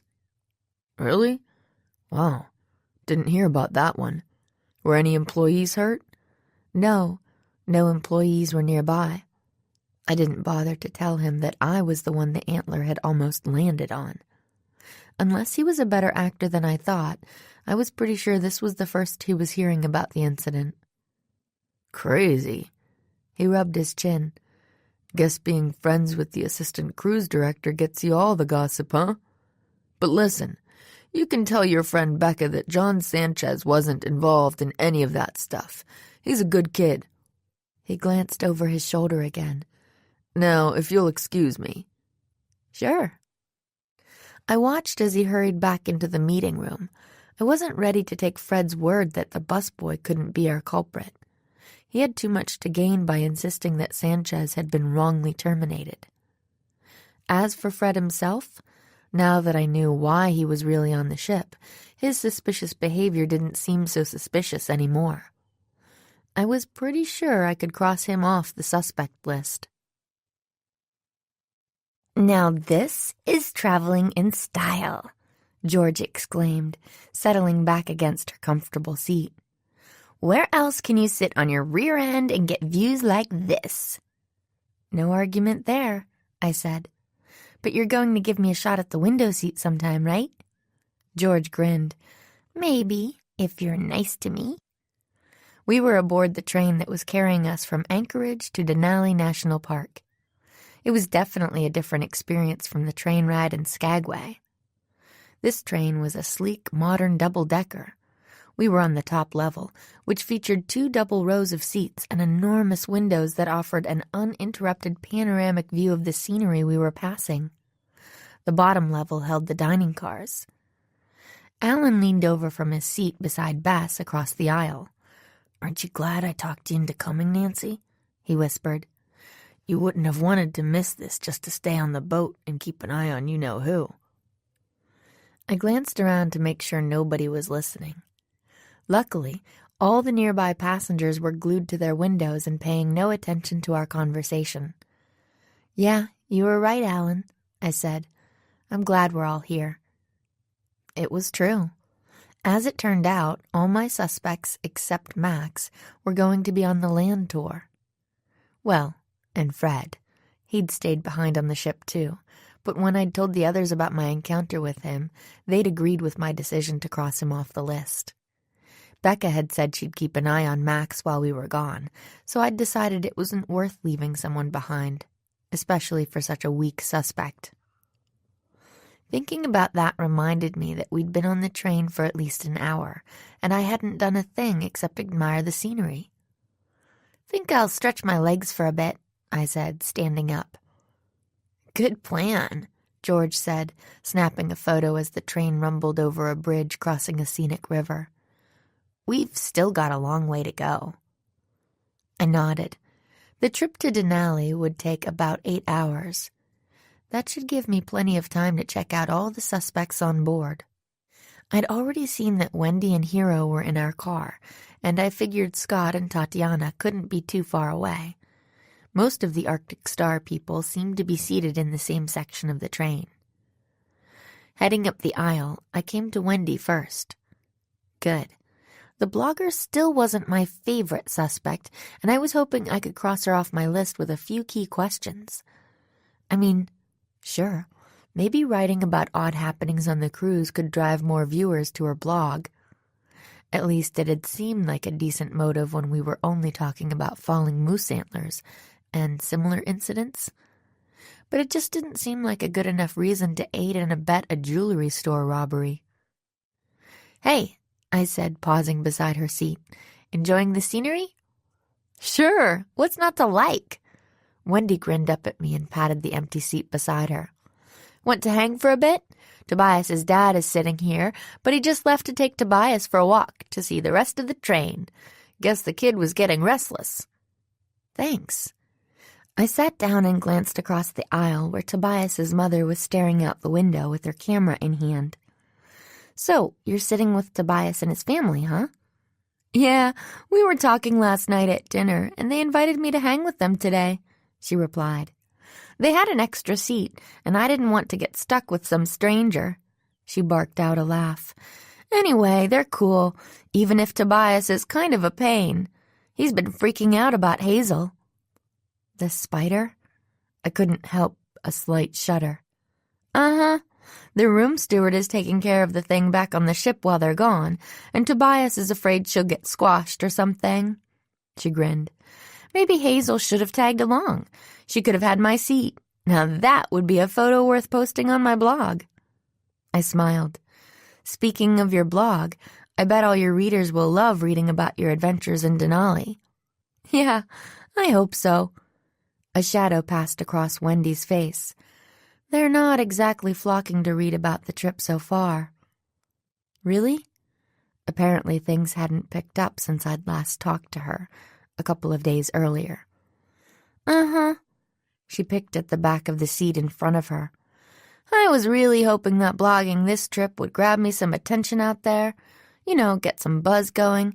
Maybe attract some advertisers or get me some paying gigs. Whatever. Make this writing thing happen, you know?" "Actually, I don't know that much about how blogs work," I said. "Do you mean you're hoping someone will want to pay you to turn your blog into a book or magazine article or something?" "That would work." She cracked a rueful smile. "But really, I was just hoping maybe one of my posts might go viral. If it's big enough, something like that can lead to TV interviews or whatever. And then from there, who knows?" Oh. I wasn't sure what to think. It sounded as if Wendy was doing everything she could to succeed at this blogging thing. Would that include helping a thief? "Yeah, so here I am in this super cool place." She sighed and glanced out the window. "And I still can't get anybody to pay attention. I'm starting to think this trip was a big, fat, expensive mistake." "My friends and I won the cruise in a contest," I said. "I guess I didn't really think about how much it must cost." "Let's put it this way," Wendy said. "My cousin works for one of the big travel websites and got me a serious discount, and I still had to sell my car to pay for it." Ouch. So much for crossing Wendy off the list. In my experience, desperate people sometimes did desperate things, and based on what she was saying, Wendy was as desperate as they came. Well, let me play the world's tiniest violin, right?" Then she wiggled her shoulders, as if shaking off her gloomy thoughts. "What will be, as they say. Anyway, look at me, spilling my guts to someone I just met like a week ago." She laughed. "Sorry about that." "It's okay," I said. "I understand how money troubles can get you down." "Yeah, but when you get right down to it, I'm lucky I get the chance to, follow my bliss. That's enough reason to stay optimistic, right?" She grinned. "And hey, the trip's not over yet. Who knows? Maybe somebody will get eaten by a grizzly bear and I'll be there to document it." I noticed Tobias and his father making their way down the aisle. Looks like your seatmate's back, I told Wendy. I should go. Okay, but hey, thanks for listening. Anytime. I got up, exchanging greetings with Tobias and his father as I passed them. Then I wandered up toward Hero's seat. I'd been just about ready to cross Wendy off the suspect list, but this changed everything. Was it time to move her to the top? Hero was deep in conversation with another passenger. Not wanting to interrupt, I kept moving past his seat, planning to check the next car for Tatiana and Scott. Before I reached the door, Alan caught up with me. "Hey," he said, "glad I caught you. We heard we're about to pass through an area where you can sometimes see moose grazing in a field right along the train tracks. Come check it out." Oh, that did sound cool, but I wasn't really in the mood for wildlife watching. But I should have known better than to protest. Alan wouldn't take no for an answer. Before I knew it, I was heading back toward our seats. When I got there, I saw that George had moved across the aisle to sit with Bess. "What are you doing over there?" I asked. George shrugged. "Bess had better snacks," she said. "Anyway, this is your chance to snag that window seat for a while." Good point. I glanced at Alan. You don't mind, do you? Go for it. He waved a hand toward the seats. I sat down by the window, and he took the seat beside me. For the next few minutes, we watched for moose, but there was no sign of them. "So where are the meese?" George asked, sounding impatient. "Guess they're not out today," Alan said. "Don't worry," Bess put in. "Even if we don't see any now, everyone says we'll see tons of them on our tour through Denali tomorrow. The wildlife viewing is supposed to be spectacular there." "Cool," George grinned. "Think I'll get to pet one?" "I don't think that's such a good idea," Bess said. "Moose actually injure more people in Alaska every year than grizzly bears." "Really?" George sounded skeptical. "Where'd you hear that?"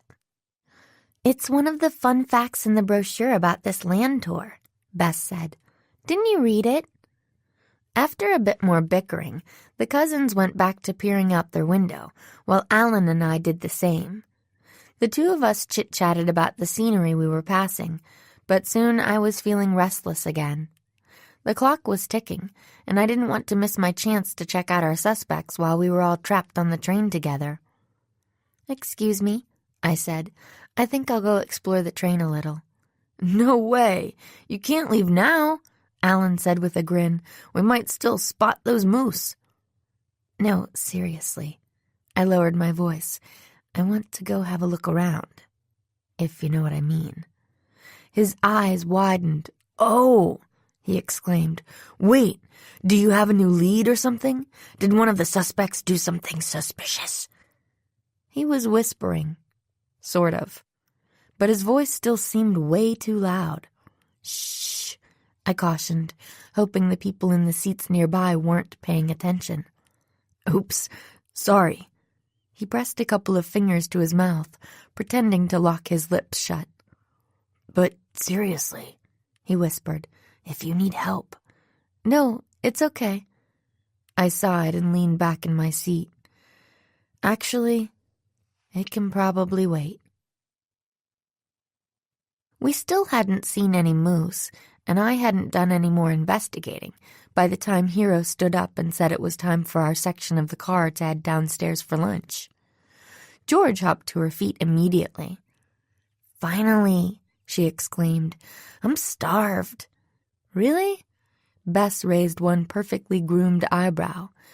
"Even after eating all my pretzels and my granola bar?" George ignored that and stepped into the aisle. "Come on, let's get down there." Alan stood and moved into the aisle behind her. "After you, ladies," he said, sweeping a hand forward in a little mock bow. Bess smiled. "So gallant," she cooed. I crawled out of my seat and straightened up. "Thanks," I told Alan. As he leaned down to grab his knapsack off the floor beneath the seat, I caught up with Bess and George. When we started down the stairs, we saw Tobias and his family ahead of us. The little boy turned and spotted us.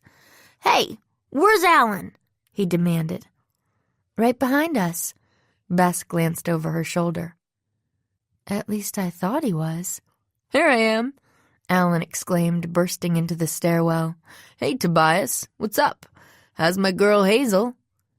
Bess, George, and I traded a glance as Alan and Tobias started chattering away, mostly about Tobias's pet spider.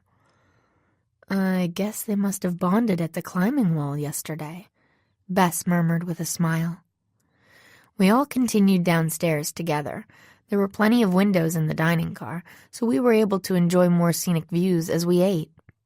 Tobias was at the next table, along with his parents and Wendy. The little boy kept turning around in his seat to talk to Alan. What can I say?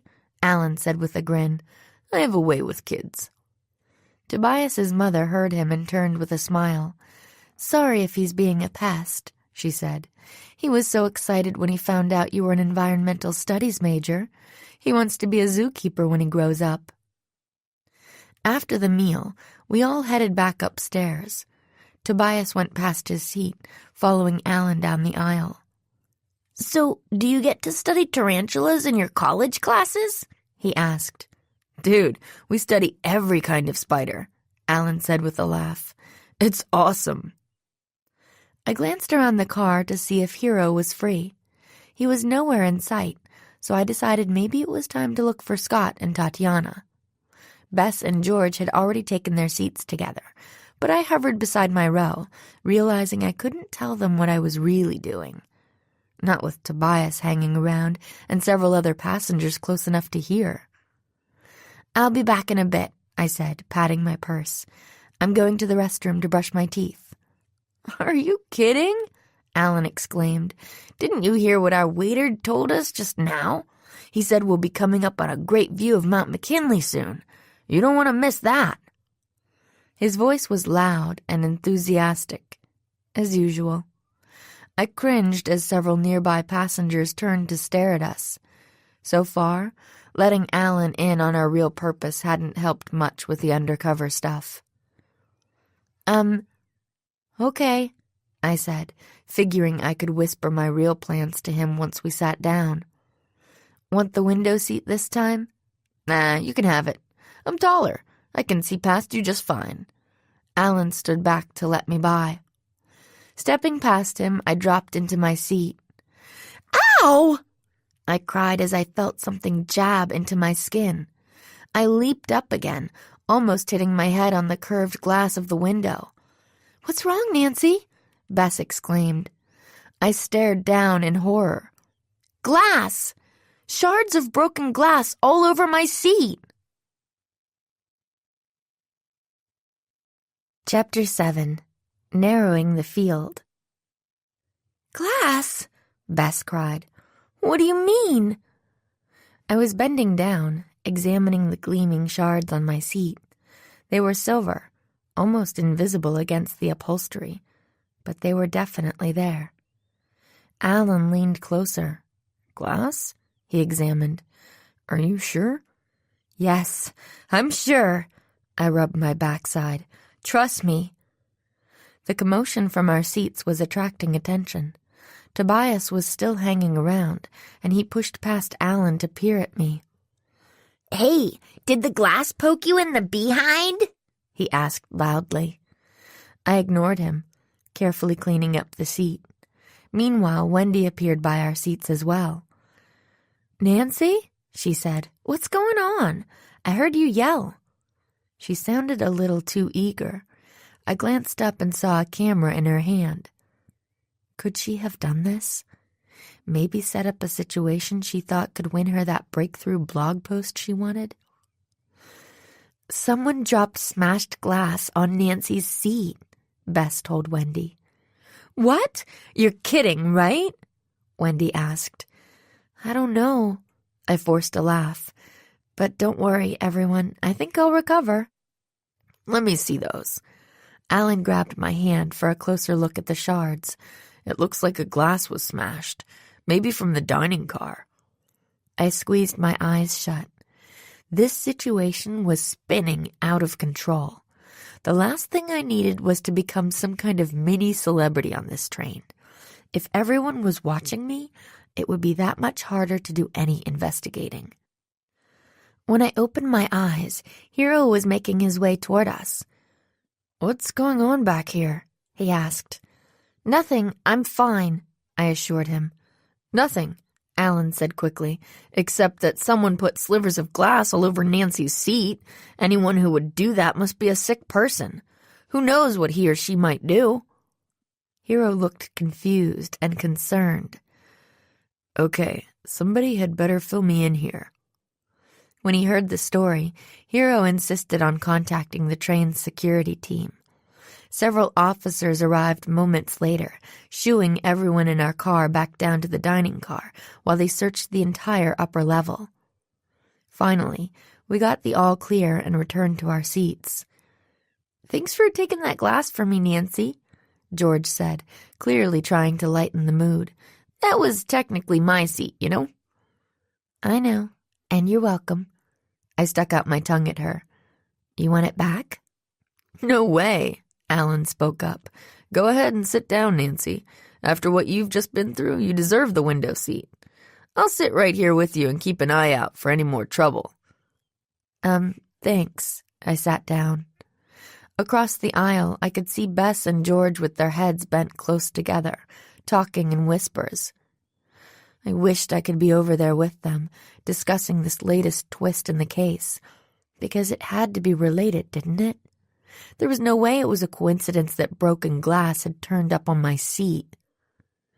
A moment later, my phone buzzed. I pulled it out and found a text from George. "Bess and I think you should get checked out by a medic when we get to Denali, just in case."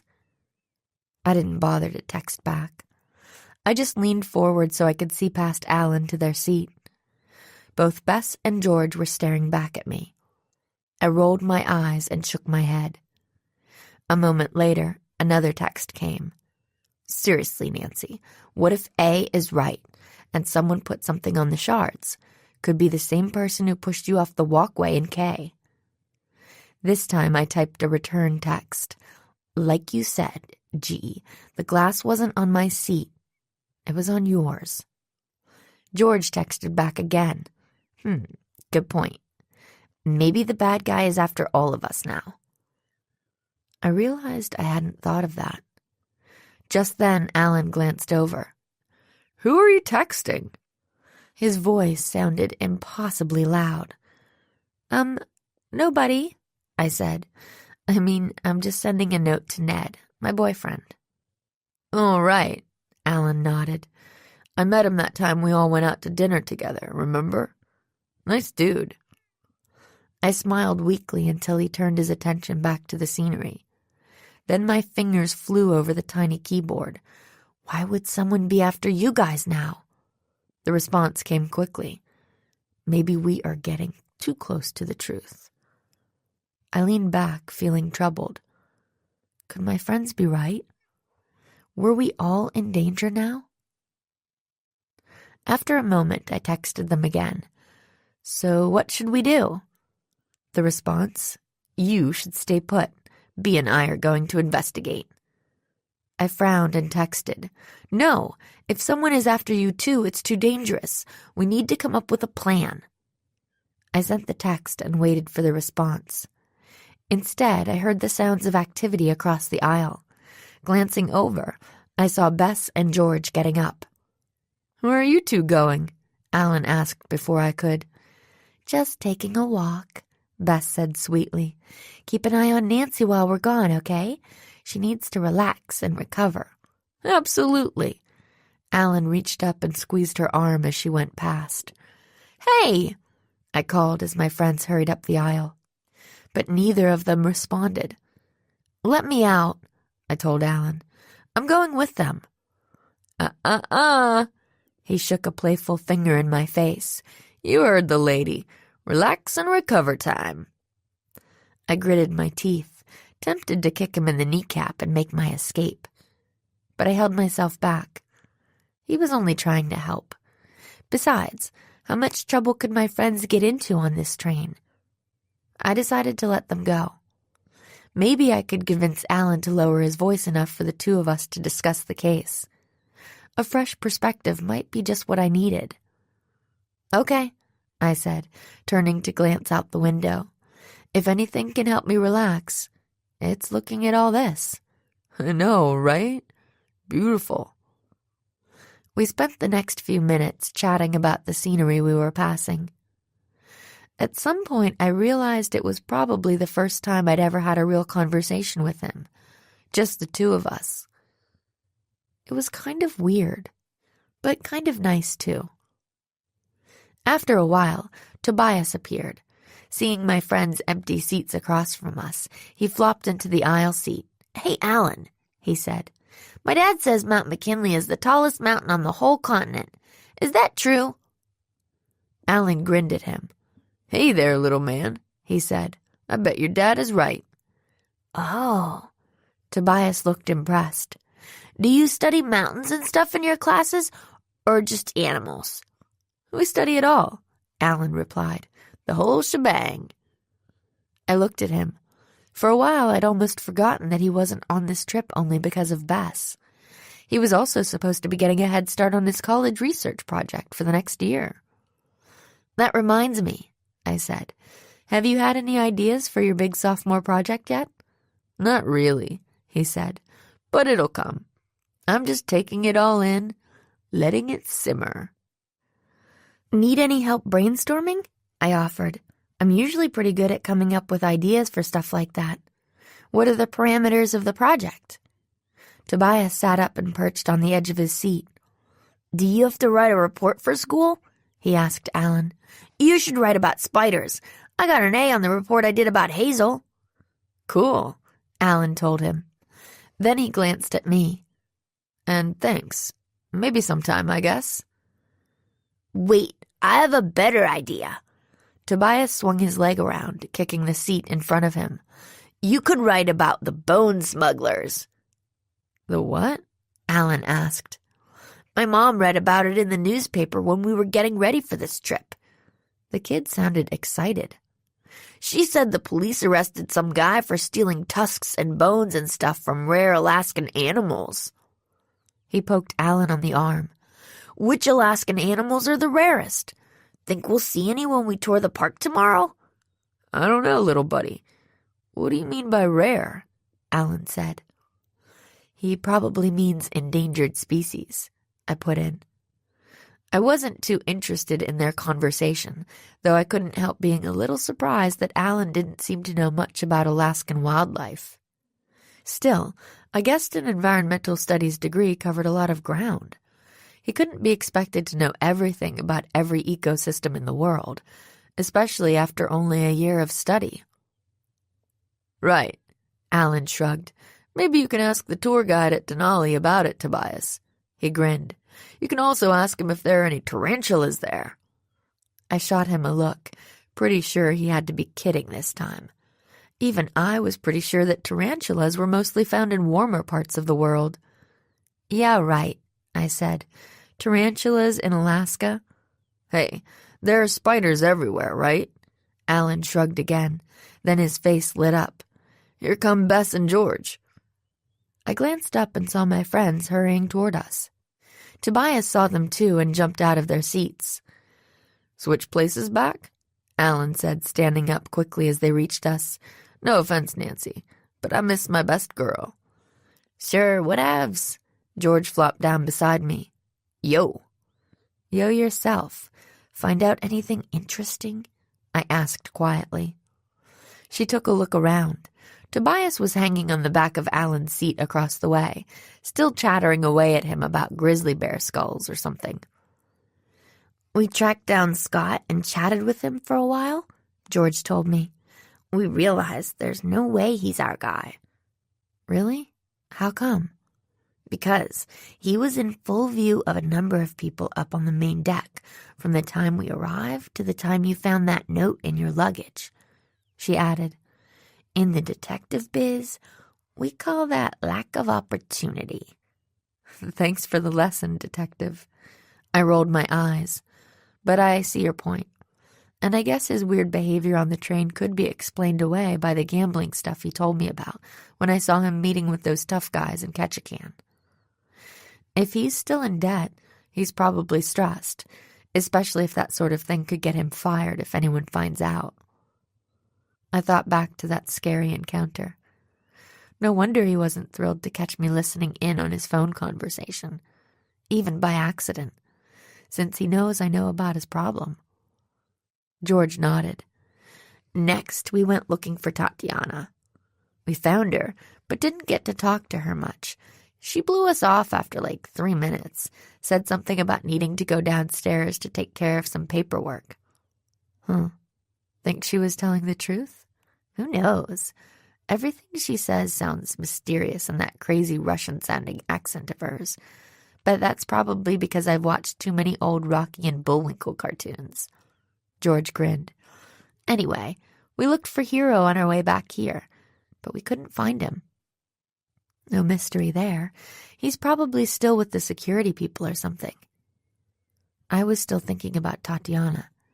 She'd been on the list for a while, but we hadn't really investigated her very much. Anyway, we can talk to him later. For now, I'm thinking maybe we should focus on finding out more about Tatiana. Wow, that was a long train ride. George stretched as we all climbed off the bus that had carried us from the train to the lodge where we would be staying that night, a pleasantly rustic place on the outskirts of Denali National Park. I can't believe it's only 4 p.m. Yeah, well, we left Anchorage pretty early, I pointed out. After all that sitting, I'm ready to go out and stretch my legs, Alan put in, slinging Bess's carry-on bag over his shoulder. Good thing I booked us on that horseback riding excursion this afternoon. It should be a nice long ride since it stays light so late here this time of year. Come on, we'd better get checked in and changed or we'll be late. I traded a look with my friends. As usual, Alan had signed us all up for an activity without checking in first. Not that I had anything against horseback riding, but I'd been hoping to have some free time to investigate this afternoon, since from what Scott had told us, we'd be on our Denali bus tour for most of the following day. As we entered the lodge's impressive wood and stone lobby, I noticed Tatiana standing off to one side of the check-in desk. She was chatting with the ABCs and a couple of other passengers. Okay, maybe this was my chance. Can you guys check us in? I asked Bess and George. I just want to, look around the lobby. Bess followed my gaze and nodded. Of course. Thanks. As they headed for the check-in desk, I eased closer to Tatiana. The other passengers were talking excitedly about the scenery they'd seen that day. As Babs described her impression of a particularly scenic gulch, I hovered on the edge of the group, waiting for an opportunity to join the conversation. Before I got the chance, I was distracted by the sound of George's voice. Her very loud voice. "What are you talking about?" she exclaimed. "What do you mean our reservation was canceled?" Chapter 8. Reservations. The next few minutes were pretty chaotic. I rushed over to find the lodge staff apologizing profusely, saying that someone had called the day before to cancel the reservation for the cabin Bess, George, and I were supposed to be sharing. The interesting thing? Nobody seemed to know exactly who the caller had been. He or she, nobody seemed sure about that either, hadn't left a name. Soon Tatiana and Hero appeared and got involved, and they were still trying to work things out when the buses arrived to take people off to the various afternoon excursions, including the horseback ride Alan had booked for the 4 of us. Deciding to look for the silver lining in the situation, I offered to stay behind and straighten out the room mix-up while my friends went on the excursion. Maybe I would have my chance to investigate today after all. Alan still didn't seem to catch on to the whole silver lining angle, since he tried to change my mind, insisting that Tatiana and Hero could take care of it for us. Luckily, Bess and George were a little more savvy. They dragged him off toward their bus. The lobby cleared out quickly as most of my fellow passengers headed off on their activities. Within minutes, the place was all but deserted, though I noticed Wendy paging through some brochures over near the entrance. It looked as if she'd decided to skip today's optional trips. No wonder after what she'd told me earlier. Becca had arranged for Superstar to comp all the activities my friends and I did, but I'd caught a glimpse of the prices when Scott had passed out some information earlier. Most of the activities weren't exactly cheap, especially for someone in Wendy's financial situation. Thinking of Scott reminded me of what my friends had figured out. Thinking back, it did seem unlikely that he could have planted that threatening note. Unless he'd had help from someone else. Like Max, for instance. This whole time we'd been focusing on one person who could be the jewelry thief's accomplice. What if there was more than one person involved? If so, maybe we shouldn't be so quick to cross someone like Scott off the list. True, he probably couldn't have left me that note, and it seemed unlikely he could have been the one to push me off that Ketchikan walkway either, since I'd seen him heading in the opposite direction shortly beforehand. But what about the other staff?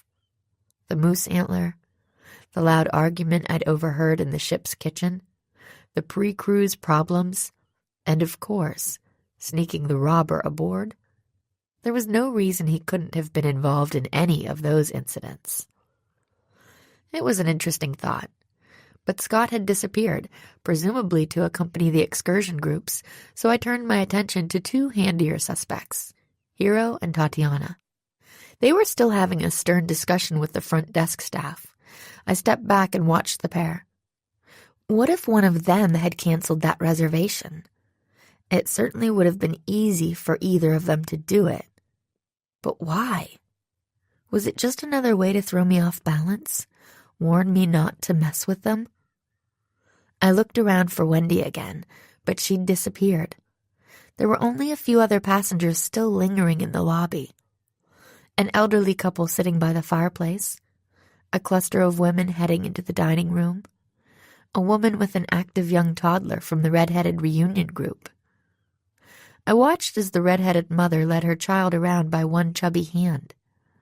The redheads had been around when I'd been pushed off that walkway, and the whole extended family seemed kind of excitable. What if one of them had bumped me by accident? That would mean the whole Ketchikan incident was a red herring. No pun intended. But if one of the redheads had bumped me, wouldn't he or she have noticed and fessed up? And wouldn't that person have been the one to call for help instead of Alan? Thinking about the incident in Ketchikan brought my mind back around to Scott again, and the rough-looking guys he'd met with there. Okay, so he had a reasonable explanation for meeting them, and I had enough sleuthing experience to know I shouldn't jump to conclusions based on appearance.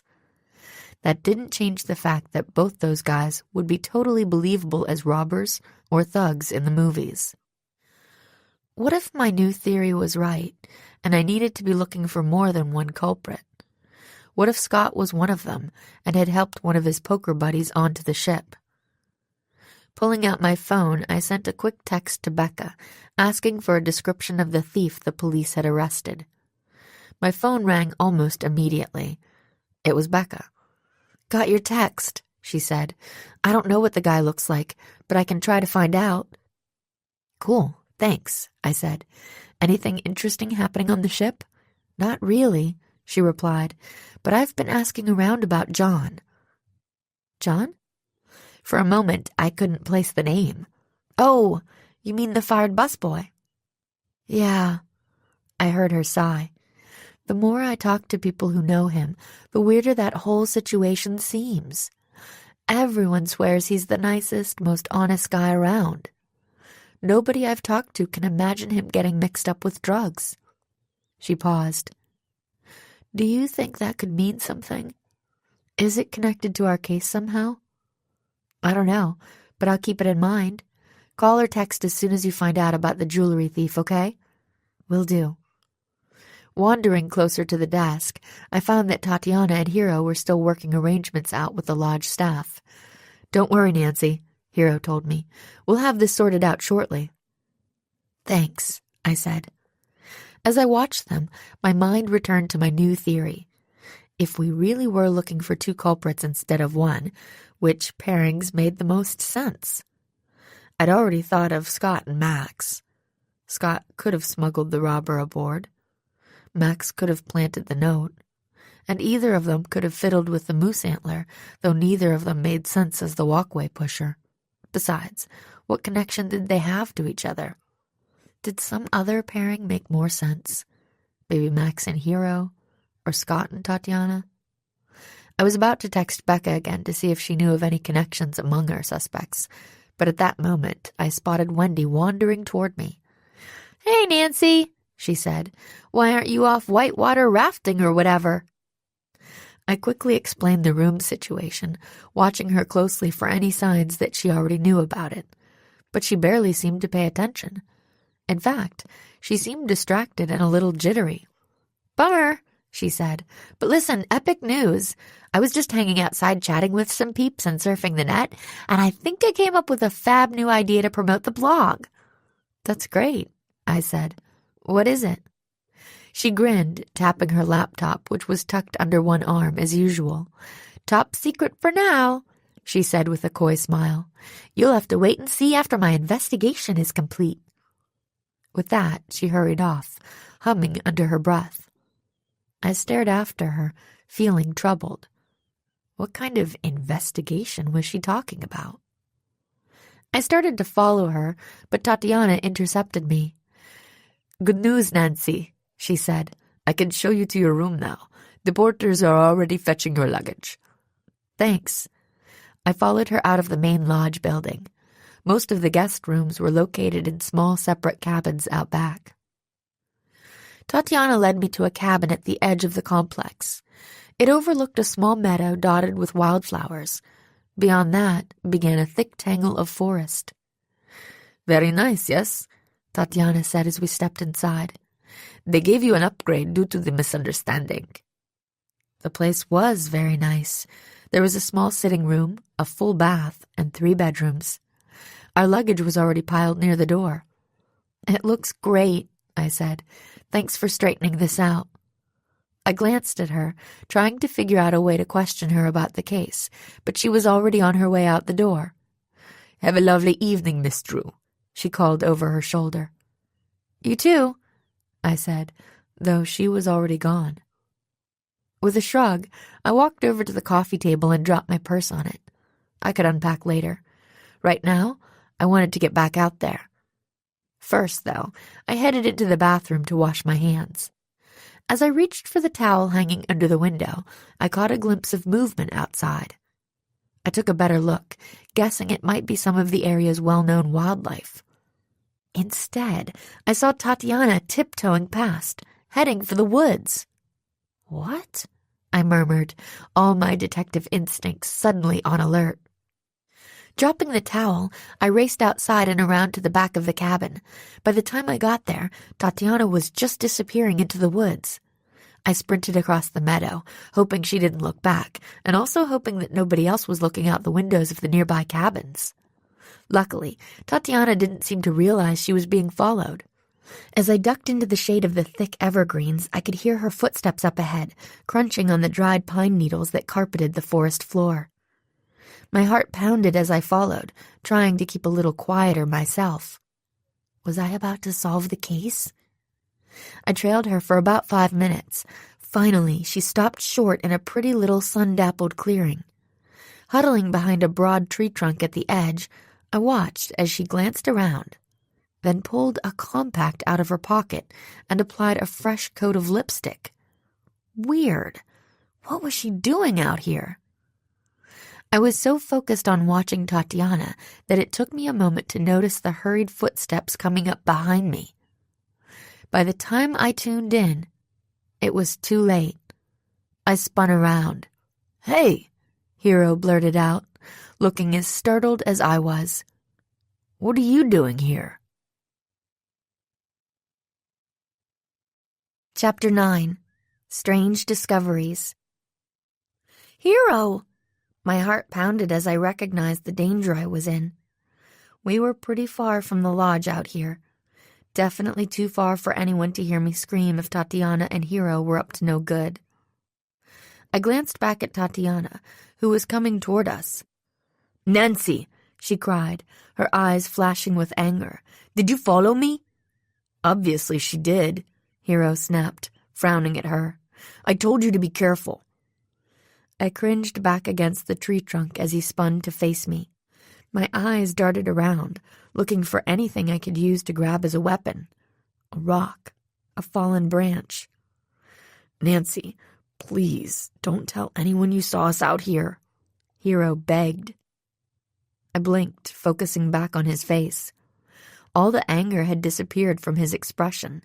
Now he just looked anxious and kind of freaked out. "Yes, please, Nancy," Tatiana put in. "If anyone knows we are together, especially Becca." "Wait," I said, confused. "What's going on here?"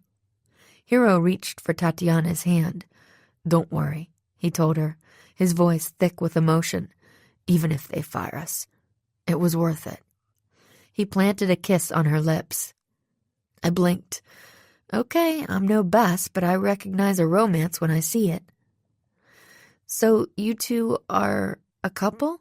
I asked. "That's why you're sneaking around out here?" "Yes." Tatiana squared her shoulders. "But you cannot tell Becca. She wouldn't understand." Hero nodded. "I know you're friendly with Becca," he told me, "so I suppose you already know that she and I used to date when we both worked for Jubilee." Actually, I didn't know that.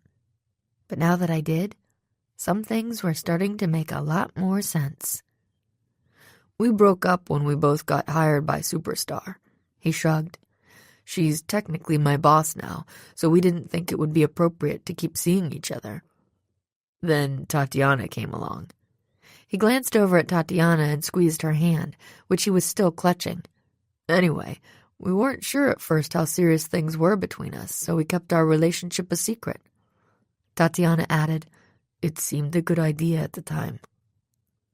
"Yes, but now that things are more serious, we're worried that Becca won't understand."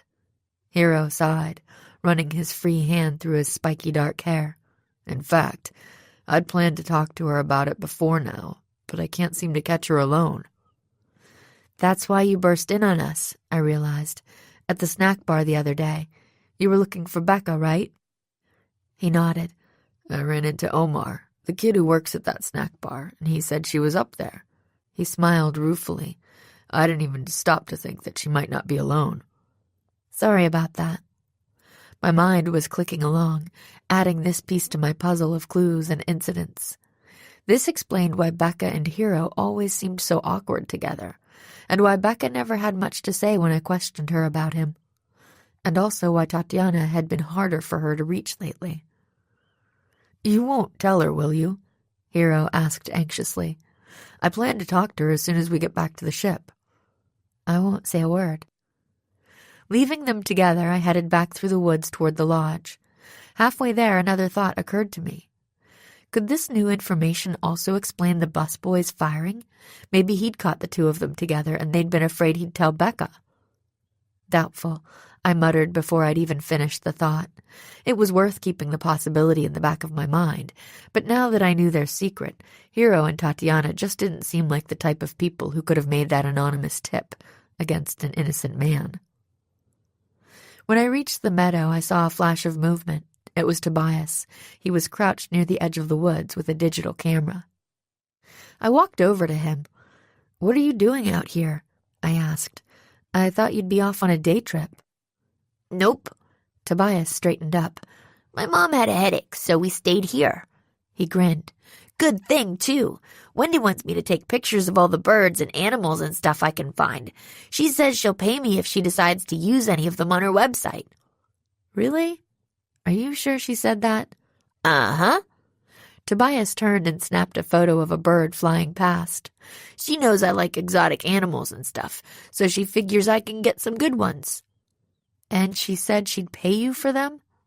That seemed odd, given that Wendy was supposed to be broke. Could this have something to do with her mysterious new plan? Tobias stared at me as if I had two heads.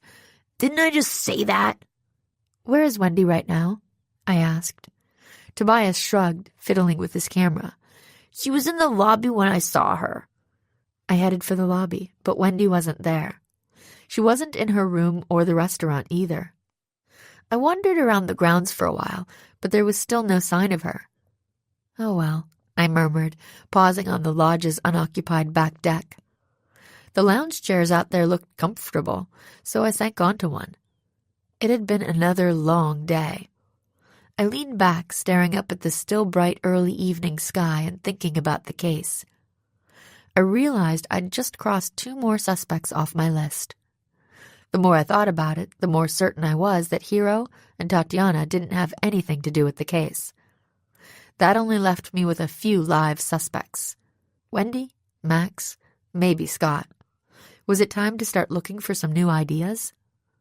Pulling out my phone, I checked to see if Becca had texted back yet about my questions. She hadn't, and I was about to stick the phone back in my pocket when I realized I hadn't checked in with Ned in a couple of days. I tapped out a quick message to him, mostly saying hi and updating him on the case. It was pretty late in River Heights due to the time difference, so I wasn't expecting an answer until the next day. Hearing a noise, I looked up and saw Tobias creeping along in the distance near the woods. He was too far away for me to see whatever bird or other local critter he was focused on, but seeing him reminded me of what he'd just told me. Why would Wendy pay him for photos? It had to have something to do with her new plan. But what kind of money-making scheme could involve amateur photos of Alaskan animals? I wondered if Alan might have any guesses. After all, he was the expert on wildlife and such. At least, he was supposed to be. Suddenly, I remembered the odd answers he'd given Tobias on the train earlier. It had almost sounded as if he didn't know much about the native creatures of Alaska. But wouldn't an environmental studies major know about things like that, especially if he was planning to make this trip the basis of a year-long school project? That brought another question to mind. What if Alan wasn't what he claimed to be? I sat up straight, disturbed by the idea. But I couldn't quite shake it. After all, Bess had just met Alan a few weeks ago. She really didn't know him that well yet. Could he be pulling some kind of scam on her or something? "You're letting this mystery go to your head, Drew," I said to myself with a half-smile. I glanced down at the message on my phone screen, hesitating for only a moment before adding a few quick lines, asking Ned to check up on Alan when he got the chance.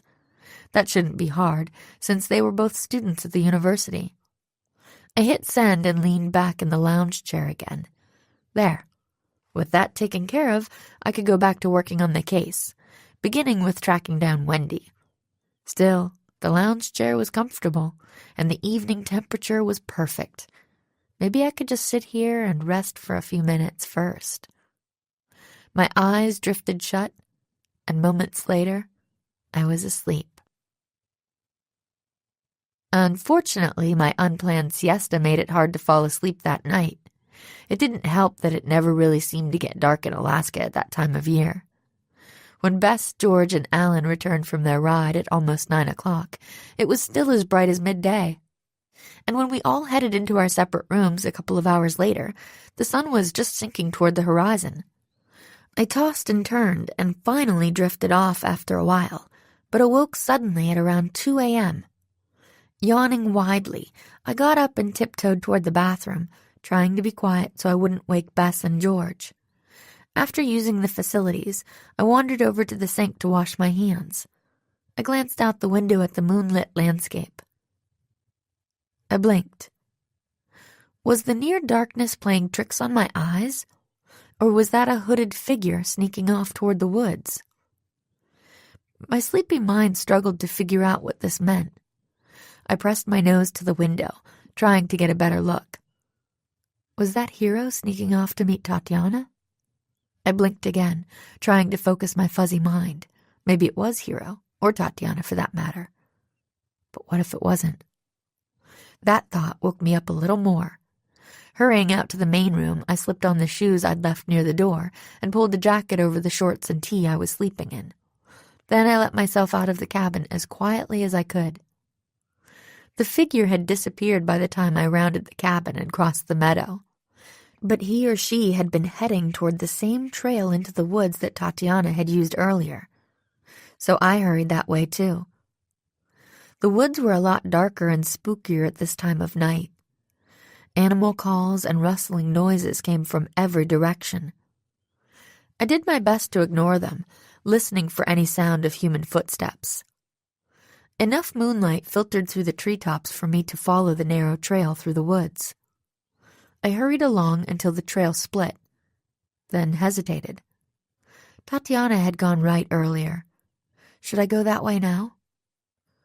Then I heard the crack of a branch somewhere off to the left. I turned and went that way. After walking for a few more minutes, I started to doubt my decision. I hadn't heard another sound from up ahead. What if that cracking branch had been caused by an animal? My quarry could be a long way down the other fork by now. Then I froze as I heard a sudden loud sound up ahead. It was muffled by the trees surrounding me, and I wasn't sure what had caused it. It didn't sound like footsteps, more like a loud but muffled grunt or squeal. What if it was an animal? My heart pounded as I suddenly flashed back to all those wildlife warnings they'd given us on this cruise. Not to mention Bess's comments about dangerous moose and Tobias's excited talk about grizzly bears and other native wildlife. What if I was about to stumble across a bear, a wolf, an irritated moose? I stayed rooted in place, waiting for the sound to come again. But all I heard were the normal noises of the forest. Finally, I crept forward again, moving slowly and carefully, wondering if I was being foolish. Maybe it would be smarter to go back to the lodge, get some backup. Then I saw the trees open up into a clearing just ahead. It was larger than the one where Hiro and Tatiana had met earlier, but that wasn't the only difference. This clearing had a ramshackle corrugated shed in the middle of it. I crouched behind a tree and scanned the clearing for the hooded figure. When nothing moved, I stepped carefully into the clearing. The shed's door was standing ajar. I realized that could explain what I'd heard. A rusty metal door scraping over the earth might make just that sort of weird sound. Scurrying over, I peered inside. It was dark in there, of course, and at first I couldn't see a thing. Then my eyes adjusted a little, and I saw something large and square shoved into the darkest corner. A box? What was it doing way out here? And what was inside? I carefully dragged it out. It was fairly large and surprisingly heavy. When I peeled back the packing tape holding it shut, a strange, musty odor tickled my nose, and I let out a sneeze. Bang! Suddenly, a shot rang out. I gasped and jumped back as a bullet pinged off the metal shed wall, inches from my head. Chapter 10. New Connections. Acting on instinct, I lunged for cover behind the shed as another gunshot exploded out of the woods. Leaping across the clearing and into the trees, I ran for my life. My breath came in ragged gasps, making it hard to hear whether anyone was following me. But no more shots came. Finally, I dared to slow to a jog and glanced up at the moon, trying to gauge which direction I needed to go to return to the lodge. I made my best guess and circled around that way, hoping I wasn't too far off.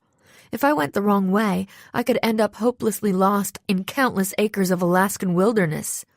It wasn't a comforting thought. I ran as fast as I dared, trying not to make too much noise. After a while, I found myself on a trail. Was it the same one I'd taken in? I had no idea. The trees all looked the same, and I couldn't see the moon any more through the thick canopy overhead. Just as I was starting to fear I'd gone the wrong way, that I was racing ever deeper into the forest, I caught a glimmer of light through the trees ahead. Could it be the lodge? I ran faster, glancing back over my shoulder for pursuers. Crash! I let out a shrill scream as I smashed into something.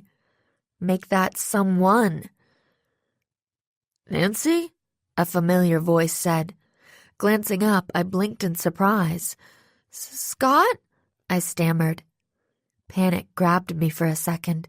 Was Scott the person I'd followed? Had that light come from the flashlight he was using to track me? Was he about to finish the job he'd started back in the clearing? Then I blinked as I realized we were standing at the edge of the woods. The lodge was right there on the other side of the meadow, and there was a light on in one of the cabins. That was the glimmer I'd seen through the trees. Scott wasn't holding a flashlight. He wasn't wearing a dark hoodie either, just jeans and a t-shirt. I slumped with relief, gulping in deep breaths of air to try to catch my breath. "Sorry I crashed into you," I said as soon as I could talk again. "It's okay." Scott looked concerned. "What are you doing out here this time of night? I saw you wandering into the woods a little while ago." You did?" I glanced at those nearby cabins. Several had windows facing onto this meadow, just like mine. More lights were blinking on in some of them now. Obviously, my scream had awakened people. "Oops." Scott nodded. "I got dressed and came out to see if I could catch up to you," he said. "I was afraid you might not realize how dangerous the Alaskan wilderness can be, especially at night." "Yeah, no kidding." I took a deep breath, looking back at the dark forest. Did you hear gunshots a few minutes ago?" "Gunshots? Come to think of it, I guess I did. Probably some locals hunting or something. Why? Is that what scared you?" I hesitated, not sure whether to trust him with what had really happened, but then I could see several people hurrying across the meadow toward us. In the lead was a big, beefy guy in a security guard's uniform. "What's going on out here?" he asked in a deep voice. I glanced at his name tag, which identified him as Hank. "Sorry," I said with an apologetic smile. "I couldn't sleep, so I went for a walk." Bess and George arrived moments later. George was rubbing her eyes, looking less than half awake, but Bess pushed her way forward. "Nancy, are you okay?" she exclaimed. "We heard a scream, then realized you were gone. What happened?" "I went walking in the woods and stumbled across a shed out in a clearing." I waved a hand in the general direction of the forest. "There was a box inside, and I was about to open it to see what was inside when someone shot at me." Gasps came from all around. "Shot at you?" Hank the security guard said. "Are you sure?" "Absolutely. The bullet landed close enough for me to see it." Hank looked grim. "I'd better go out and have a look around," he said, patting the holster at his waist. "I'll come with you," Scott offered. "I want to know what's going on out there." A couple of other men also volunteered to go along. Soon the group was tramping off into the woods, following my vague directions to the clearing. "Come on, Nancy." Bess put an arm around my shoulders. "Let's get you inside." We went into the main building where one of the hotel's night staff rustled up some hot tea. Some of the other people I'd awakened were there too, so I couldn't tell Bess and George the rest of the story, though they kept giving me curious looks. Half an hour later, the men finally returned. I jumped to my feet and hurried over. "Well?" I asked Hank. "We found your shed," he said, "but there was no box there, and no sign of the shooter." He shrugged. "Did see a couple of fresh bullet holes in the wall, though." "The box was gone?" My heart sank, though I supposed I shouldn't be surprised. Instead of chasing me, the shooter must have grabbed the box. "We'll notify the police just in case," Hank said, "but chances are it was a hunter who mistook you for a hare or something." "Okay," I said, "but that doesn't explain the box." "Huh." Hank didn't quite meet my eye. "Maybe it was a cooler of beer or something." "It definitely wasn't any kind of cooler," I insisted. "It was a cardboard box about this big." I made a shape with my hands. It smelled really weird, like whatever was inside had been stored in a moldy basement or something. "Well, I'll let the cops know about that. Now you'd better get to bed, miss." I frowned, annoyed, as I realized he didn't care about the box or what may have been in it. Why would I make up something like that? Still, it wasn't as if I could prove anything, so I let it go. Maybe my friends and I could hike back out there in the morning and look around. "I still can't believe someone actually shot at you last night," Bess said as she slathered butter on a piece of toast. "You're not the only one." I glanced around the lodge's homey restaurant. It was early, but lots of people from our group were there having breakfast. Scott was among them. He was sitting at a large table with the ABCs and a couple of people I didn't know. As I scanned the room, I caught several people watching me. Was one of them the hooded figure I'd followed into the woods? It was a creepy thought. George noticed the glances, too. "You're the talk of the lodge, Nancy," she commented. "Everyone's buzzing about what happened last night." "Yeah, I can't believe nobody woke me up." Alan speared a sausage with his fork. "I missed the whole thing." "It's okay, sweetie." Bess patted his hand. "Nancy's fine, and that's what matters." The other tables were too close to risk talking about the case, so we spent the next few minutes chatting about the day's plans while we ate. We were scheduled to catch a bus over to the visitor center of Denali National Park in a couple of hours. There, we would split up into several smaller buses for an all-day guided tour. Finally, Bess took one last sip of her grapefruit juice. "I'm stuffed," she said. "Think I'll take a walk. Want to come?" She smiled at Alan. He jumped up, dabbing some syrup off his face with a napkin. "Sounds good." "Have fun," George said, reaching for another slice of bacon. As Bess and Alan made their way out of the crowded restaurant, Wendy hurried in past them. She glanced around, then made a beeline for our table. "Uh-oh," I told George under my breath. "Bet I'm about to be interviewed for the next big blog post." George smirked, but didn't have time to say anything before Wendy reached us. "Nancy," the blogger exclaimed breathlessly, "I heard you were in here. Everyone's all a Twitter about you, you know? What really happened last night anyway? I tried to talk to that security guard afterward, but the dude wouldn't tell me a thing." "There wasn't much to tell," I said. "I just wandered into the woods, and I guess someone out there wasn't happy to see me." "Oh."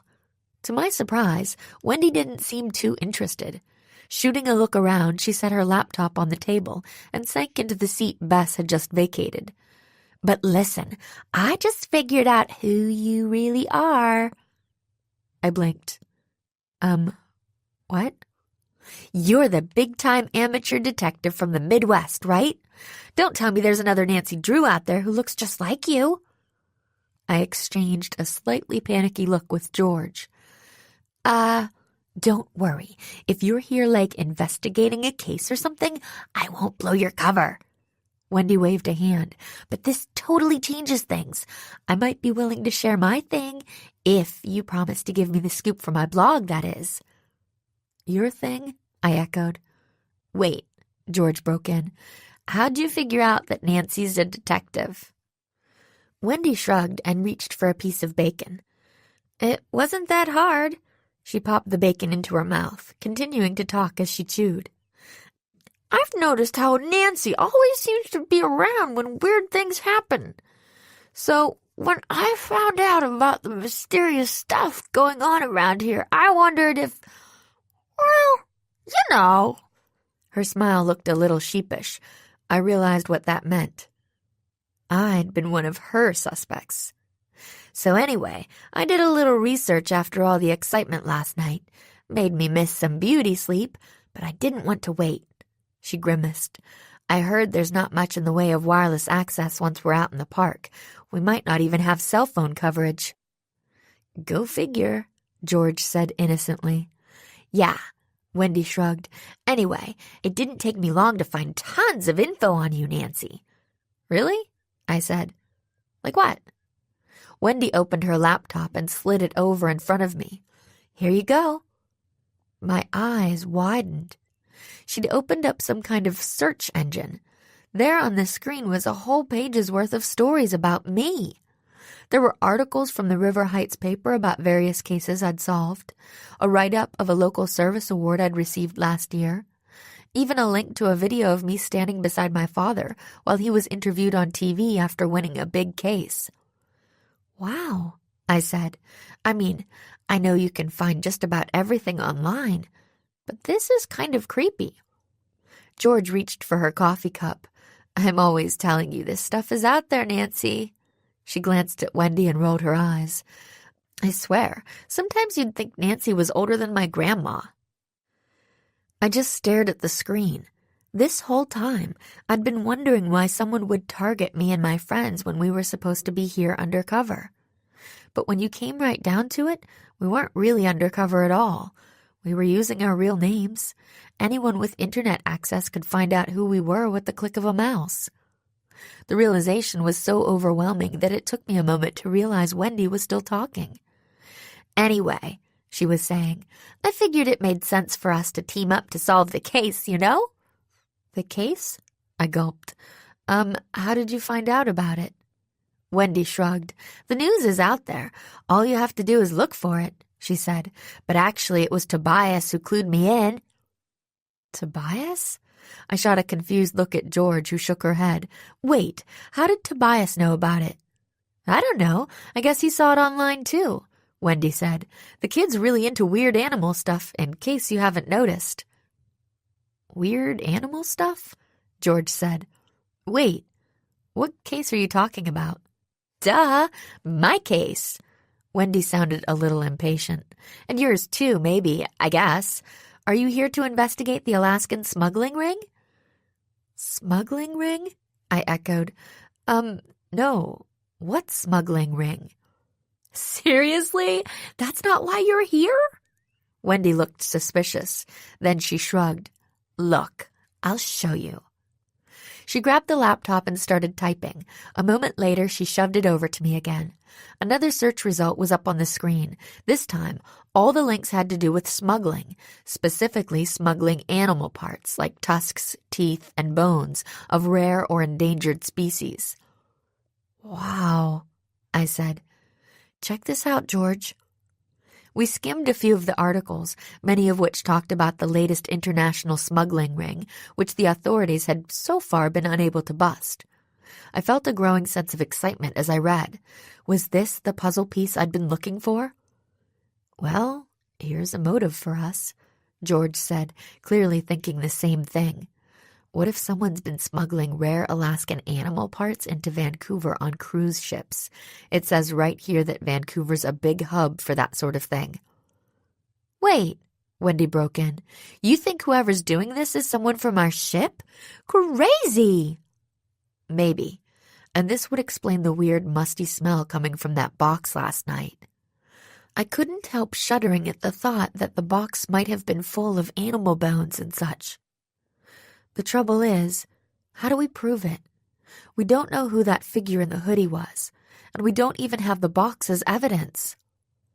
Just then, I noticed a security guard hurrying toward us. He was a different guy from the one last night.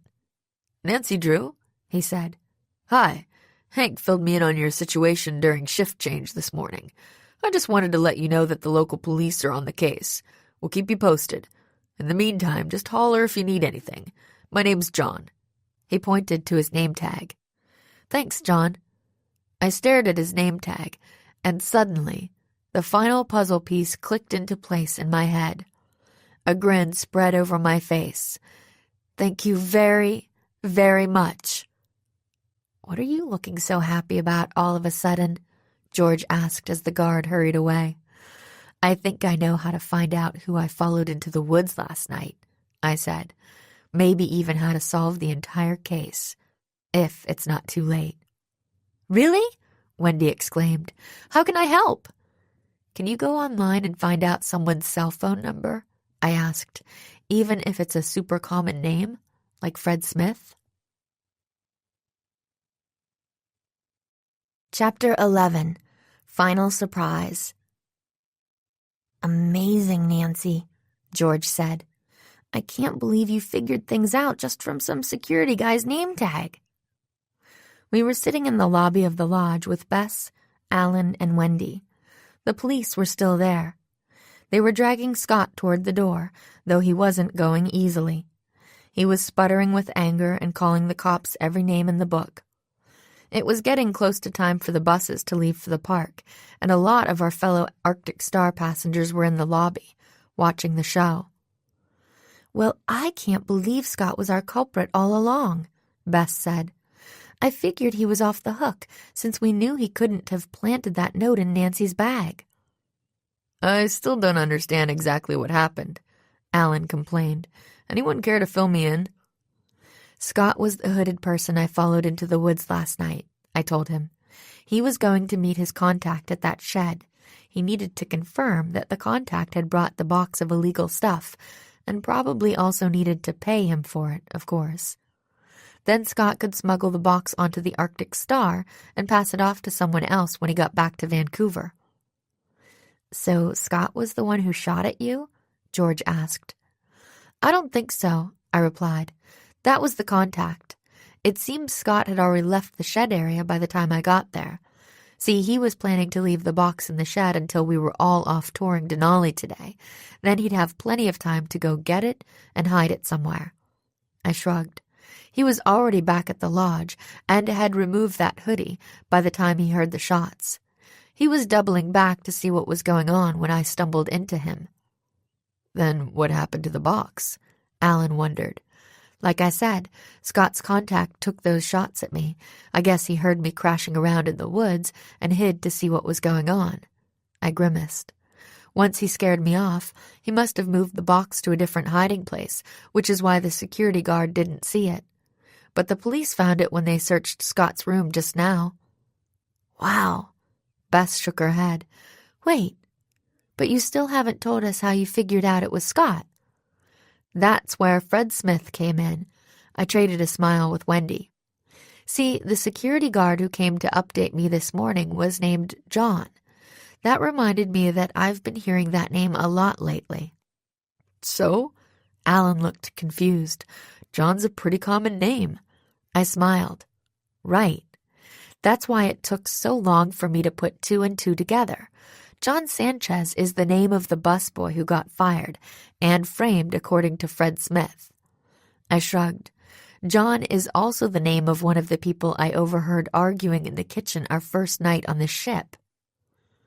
I almost forgot about that, George said. I always figured that was just a red herring, since it seemed so random. Yeah, I wasn't too sure myself, I said. But I realized that the John from that argument could have been John the busboy, and that maybe someone was threatening him because he'd stumbled onto something incriminating. Bess's eyes widened. I get it, she exclaimed. Everyone says John the busboy is super honest, right? He found out about what Scott was doing, so Scott framed him to get him fired. Not at first, I said. I guess Scott thought his threats were enough to keep John quiet for a while, but when Vince and Lacey got arrested and security was tightened, and especially after the jewelry store got robbed, he decided it was safer to just get him out of the picture. So Scott was involved in the jewelry store thing too? Wendy asked. Uh-huh. The police already got him to fess up to that. He loaned his ship ID to one of his sleazy friends, probably one of the guys I saw him meeting with in Ketchikan. The guy was only supposed to pick up something from Scott's cabin, but on his way out, I guess he decided the jewelry store looked like easy pickings. Wow, George said. But wait, I still don't get how you knew Scott was behind all this. I didn't, I admitted. Like I was saying, that's where Fred Smith came in.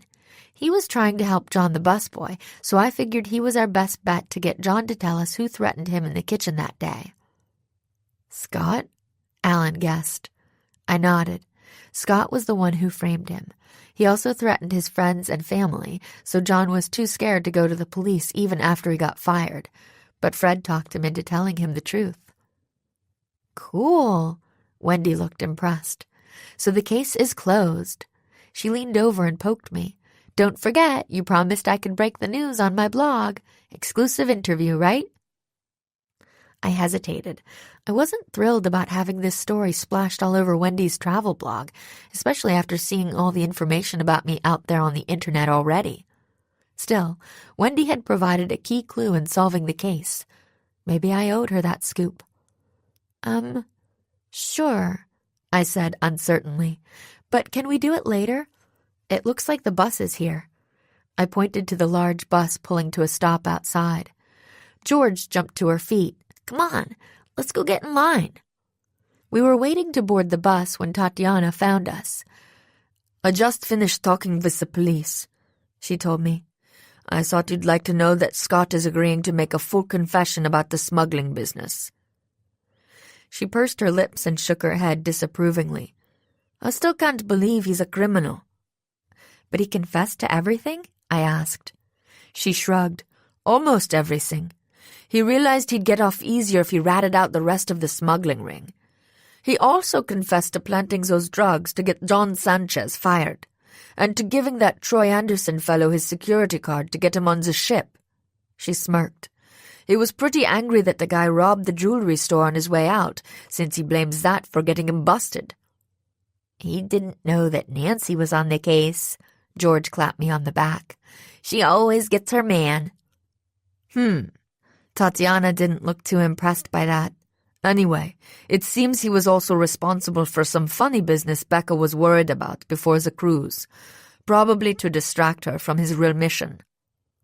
I nodded, thinking back over the various troubling little incidents Becca had told me about, checking those off my mental list. What about the falling moose antler and the glass on my seat? I asked. Oh, and the note in my suitcase. We know he couldn't have done that himself, but if he got someone else to do it... I trailed off. Tatiana was shaking her head. I don't know anything about any of that. Scott claims he had no idea you were investigating him. He had no reason to try to hurt you. She glanced at her watch. Excuse me, I need to start getting things organized. She hurried off. Never mind, Nancy, Bess said. I know you like to tie up all the loose ends, but those things are no big deal. She's right, George added. We knew all along that the fallen moose could have been an accident. On my seat, by the window, that didn't seem super likely to me. And what about the note in my suitcase? George glanced over at Tobias, who was waiting with his parents a few yards away. Maybe that was a prank, she said, nodding toward him. You know whose cabin is right next to ours, and we all know he's a bit, exuberant. There was no more time to discuss it as Tatiana, Hero, and the bus driver started herding us all onto the bus. I realized there were a few other loose ends we hadn't discussed, like my fall into the creek in Ketchikan, our canceled reservation, even the crazy laundry mix-up.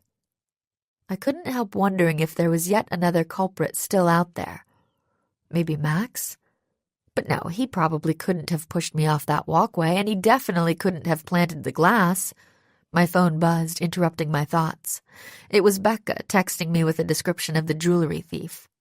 Too bad I didn't think to ask that question earlier, I murmured as I scanned the message. Huh? George glanced over at me. She'd snagged the window seat yet again. I asked Becca to find out what the jewelry thief looks like, I said, showing her the text. She just heard back from the cops, who described him as an average-size white male in his mid-30s with a large scar bisecting his face. Just like one of the guys I saw with Scott in Ketchikan. Whoa, if we'd known that earlier, George began. I nodded, staring at the phone's little screen. I know. Hero was walking up the aisle, checking names off a list. He paused by our seats and grinned.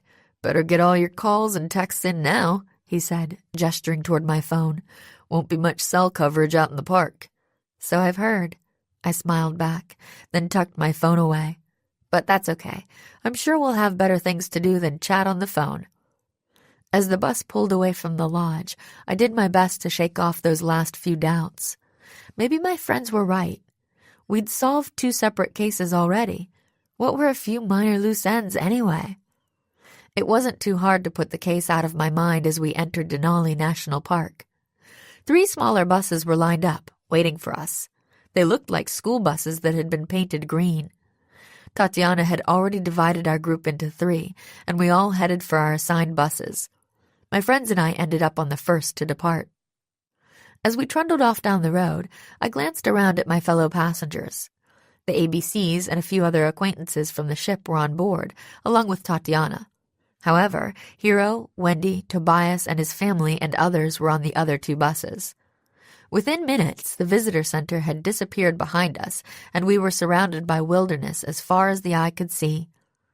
A great greenish-yellow plain stretched out on either side of the road, and we almost immediately spotted a herd of caribou grazing in the distance. Farther off were gorgeous snow-capped mountains, including Mount McKinley, which our guide, a chipper young woman, told us most Alaskans referred to by its original native name, Denali. She also told us that the park covered around 6 million acres and that the road we were on was the only one in the entire place. We were kept busy for the next couple of hours admiring the scenery and spotting wildlife.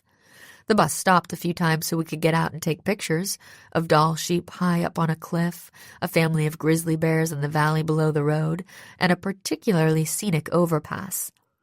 The bus had paused to let a moose cross the road when my phone rang. George was taking pictures through the front windscreen, but she looked over at me in surprise. "Hey, you still have a signal. Who is it?" she asked. "Don't know." I checked the readout. "Oh, it's Ned. Wonder why he's calling instead of texting." Bess smiled. "Duh, he probably misses hearing your voice." I stuck out my tongue at her as I picked up the call. "Ned," I exclaimed, "I miss you. How are you? What time is it there?" "Nancy?" His voice sounded fuzzy and very far away. Glancing at the readout, I saw that I barely had 1 bar's worth of reception. "Ned, I can hardly hear you. I'm in the middle of Denali National Park and—" "Nancy, listen!" He cut me off. "I checked into this Allen guy like you asked and I—" Zzz.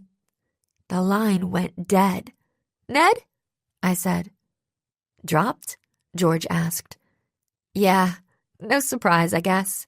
I shrugged, not wanting to mention what he'd said, since Allen and Bess were in the seat right behind us. "Guess I'll call him back when we get back to the lodge."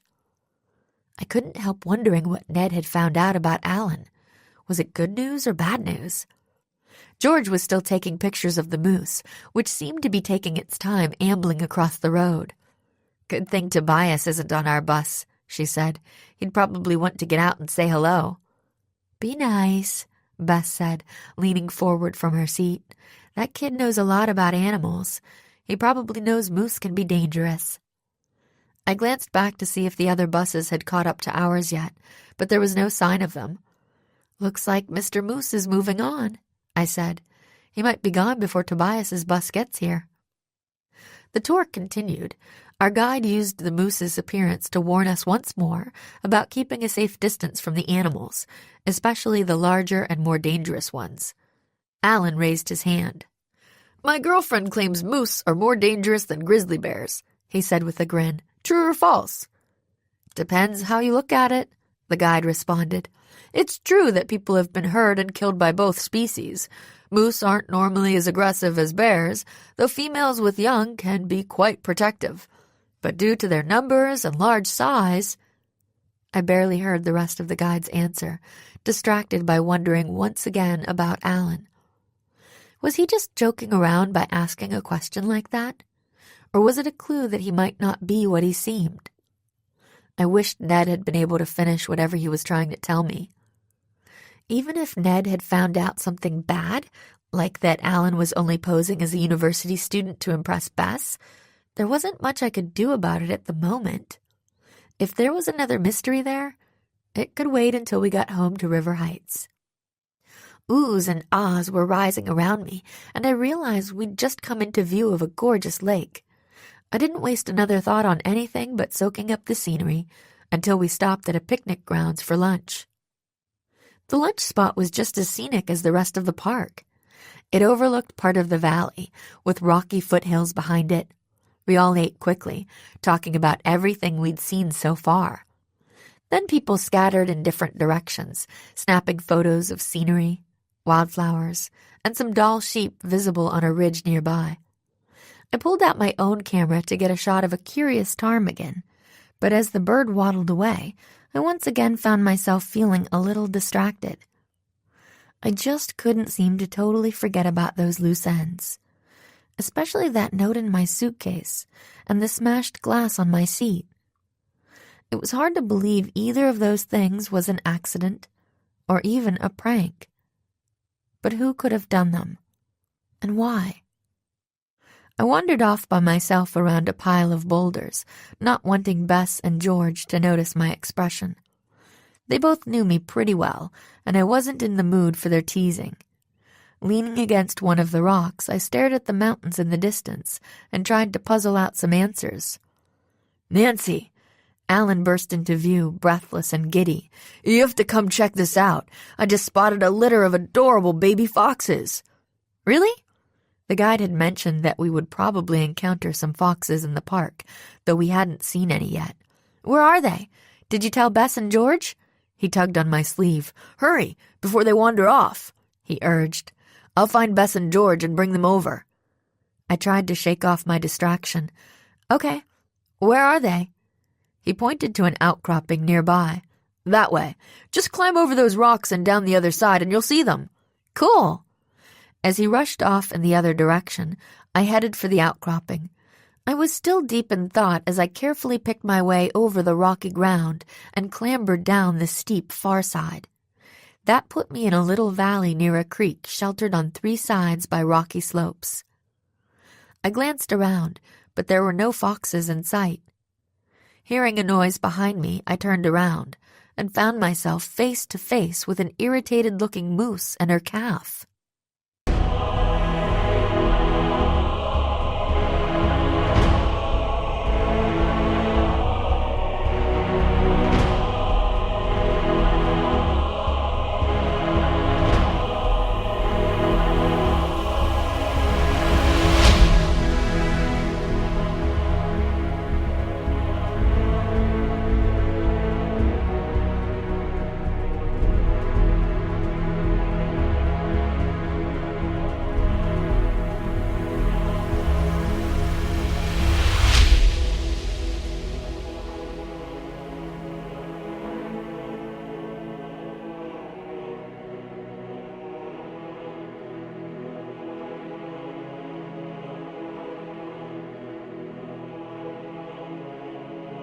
Chapter 12. Final Answers at Last. "Oh!" I blurted out before I could stop myself. My mind raced. What had that guide told us about Mother Moose being dangerously protective of their babies? I wished I'd paid more attention. "Easy does it." The moose lowered her head, her ears back and her hackles raised. She grunted, moving her huge body between me and the calf. I glanced over my shoulder, ready to scramble back up the slope, but it was steep and pretty high. Would I have time to make it to safety before the moose charged? Or was it better to stand still and hope she'd realize I wasn't a threat? Those seemed to be my only 2 choices, since the moose were blocking any other escape. Then I heard footsteps at the top of the rocky slope. Glancing up, I saw Alan peering down at me. "Thank goodness!" I cried. "Alan, quick! Toss a stone or something behind the moose to distract it. Then help me up!" Alan bent and picked up a rock. He wound up and threw it, right at the baby moose. The calf bleated in surprise and pain as the rock bounced off its head. That riled up the mother moose even more. She took a step toward me. "What are you doing?" I cried. "I said throw it behind them, not at them." Alan smirked. "I was hoping for a grizzly bear," he said, "but thanks to Encyclopedia Bess, I figured Mama Moose here would do just as well." I gaped up at him, my brain not quite processing what he was saying. But he wasn't quite finished. "Maybe this will teach your father not to meddle in other people's lives," he growled, throwing another stone at the baby moose. Luckily, that one missed, but the mother moose was pawing now, looking really angry. Alan picked up a large rock, tossing it from hand to hand. Don't do this, Alan," I said, my voice shaky. "Bess and George will be along soon." "Don't count on it," Alan sneered. "I just sent them off looking for those imaginary fox kits in the other direction." Despite the anger, my mind couldn't help fitting this piece into the puzzle. "It was you," I said as realization dawned. "You're the one who was responsible for all the loose ends." "Ding, ding, ding. Give that lady a prize," he said sarcastically. "Took you long enough to figure it out." He hefted the rock. "You know, for such a fabulous detective." I gulped, glancing at the moose. If Alan threw one more rock at her baby, I was pretty sure it would be the last straw. I had to distract him.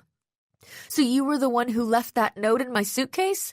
I asked, trying to keep my voice from shaking. "That was an easy one," he said with a mirthless laugh. "I pretended I'd left my passport in my suitcase. Nobody even gave me a second look when I was pawing through our bags. I switched the tags on your suitcase and slipped that note inside." He actually sounded proud of himself. "Okay, good one," I said, pressing back against the rock wall and trying to keep my voice calm. The moose eyed me suspiciously and let out a snort, but stayed where she was. So what about the mini-golf moose thing? Was that you too?" "Of course. I was just bummed that the antler mostly missed you." Alan looked at the real moose, seeming amused. "Who knew it was the real version that would finish you off?" "And you pushed me off the walkway and catch a can, didn't you?" Now that I thought back, I couldn't believe I hadn't seen it sooner. "I could have been killed." "Bingo!" His mouth twisted with amusement. "Not that it wasn't fun to mess with you in smaller ways, too, like changing your wake-up call and bumping George so she'd knock your bagel on the floor and getting all your clean laundry sent out. Oh, and canceling your reservations yesterday, too." "And the glass all over my seat?" I waited for the answer, though I already knew it. "That, too." Alan sounded impatient. "But enough chit-chat. I know you're stalling. Or are you just trying to get me to confess?" He barked out a laugh as he hoisted the rock again. "Because if that's your game, you might as well give it up. You can't prove anything, even if Mama Moose doesn't trample you." "She won't have to." A confident but rather high-pitched voice rang out behind him. "We just heard you confess to everything." Alan dropped his rock and spun around in surprise. Tobias stepped into view, with Wendy right behind him. "The kid's right," Wendy said. "We heard it all." Tobias glared at Alan. "I came back to look for you when our bus got here," he said. "I wanted to ask you if there were any interesting spiders around this place." Alan didn't respond. Casting a desperate look around, he shoved past Wendy and took off running. "Guys," I called up as gently as I could, keeping one eye on the mother moose. "A little help here?" "Right." Tobias grabbed the rock Alan had dropped. He hurled it a few yards behind the moose where it landed in some weeds with a thud. The mother moose heard it and spun around, shoving her calf aside and snorting suspiciously at the spot where the rock had landed. Meanwhile, Wendy bent and stretched a hand down, then grabbed my arm and helped to pull me up as I scrambled for safety. "Whew!" "Where'd he go?" I asked as soon as I caught my breath. "Hurry! We have to find him! Who knows what he's capable of?" "I still can't believe Alan was after you this whole time," Bess said. "How stupid am I?" I glanced at her. She and George and I were on the lodge's back deck, relaxing in lounge chairs and enjoying the bright Alaska evening. "Don't beat yourself up," I said. "He had us all fooled." "Not me," George put in with a frown. "I never liked the jerk." "You never like any of the guys Bess dates," I reminded her with a half-smile. The smile faded as I sighed, thinking back on the events of the day. Everything was kind of a blur for the few minutes after I'd climbed out of that moose pit. Wendy, Tobias, and I ran back and told Hiro and Tatiana what had happened. A search was mounted, and Alan was found quickly. There weren't many places to hide in the sparse landscape, and Alan wasn't much of an outdoorsman. Soon the bus driver was radioing for help, and we were waiting for the police to come and take Alan away. In the meantime, he'd had quite a bit to say. Apparently my father had been the prosecuting attorney who'd helped get Alan's father put away for life for fraud and embezzlement. Alan had vowed revenge, but he'd decided that just going after my dad wasn't enough. He wanted to hurt him by hurting his family, which meant me. And that must have been what Ned was calling to tell me before the call was dropped. That was the whole reason he'd pursued Bess. He'd figured it would be an easy way to get close to me, figure out my weaknesses. The Alaska trip was a lucky break for him. It had given him lots of opportunities to mess with me. Then he'd found out that I really was a pretty accomplished sleuth. That had made him realize he needed to up the ante. He'd started watching for a chance to really hurt me. His original plan had involved causing an accident during that horseback excursion I'd ended up skipping, but spotting that mother moose had provided him with a second chance. I couldn't believe the way he kept threatening you, even when the police were dragging him away. Bess shivered, wrapping her arms around herself. Swearing he'd never rest until you and your dad paid. What a nut. Good thing Wendy recorded his whole rant on her smartphone. George grinned. I loved the way she waved the phone in his face and told him she was going to forward it to the police. She leaned back in her chair. You know, I thought that chick was a real weirdo at first, but she's okay. Tobias, too, Bess put in. I'm glad he finally started to enjoy this vacation. He's actually kind of a cool kid. I glanced at her with a wry smile. It just goes to show that people aren't always what they seem. No kidding, Bess said with feeling. I still can't believe I fell for a jerk like Alan. We heard the door swing open behind us. Sitting up, I saw Wendy hurrying over. There you are, she said. Listen, I know you've had a tough day, Nance, but I'd love to get a post about this whole dealio up before the story hits the wires. She winked. Nothing like an exclusive for a little free publicity, right? So how about it?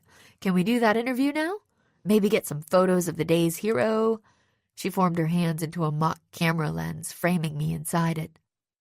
Once again, I hesitated. I really owed her now, but I still didn't like the thought of losing even more of my anonymity if she got her wish and the story went viral.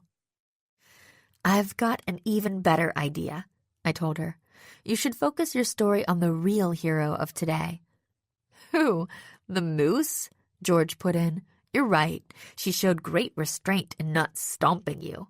But I doubt she's in any mood for interviews. I ignored her, standing up and smiling at Wendy. Let's go find Tobias, I said. I'm thinking maybe you could focus your story around him. Isn't that the kind of thing that's more likely to go viral? Kid hero saves the day? Wendy's eyebrows shot up. Oh my gosh, you're so right, she exclaimed. I know I can get some serious attention with that story. Nancy, you're a total genius. You don't know the half of it, George said with a smirk. But Wendy was already heading for the lobby, shouting for us to hurry up and follow. Come on, I told my friends with a smile. Let's go help her track down her new victim. Star. And maybe then we'll be able to relax and enjoy the rest of the trip, Bess said. I grinned. Definitely.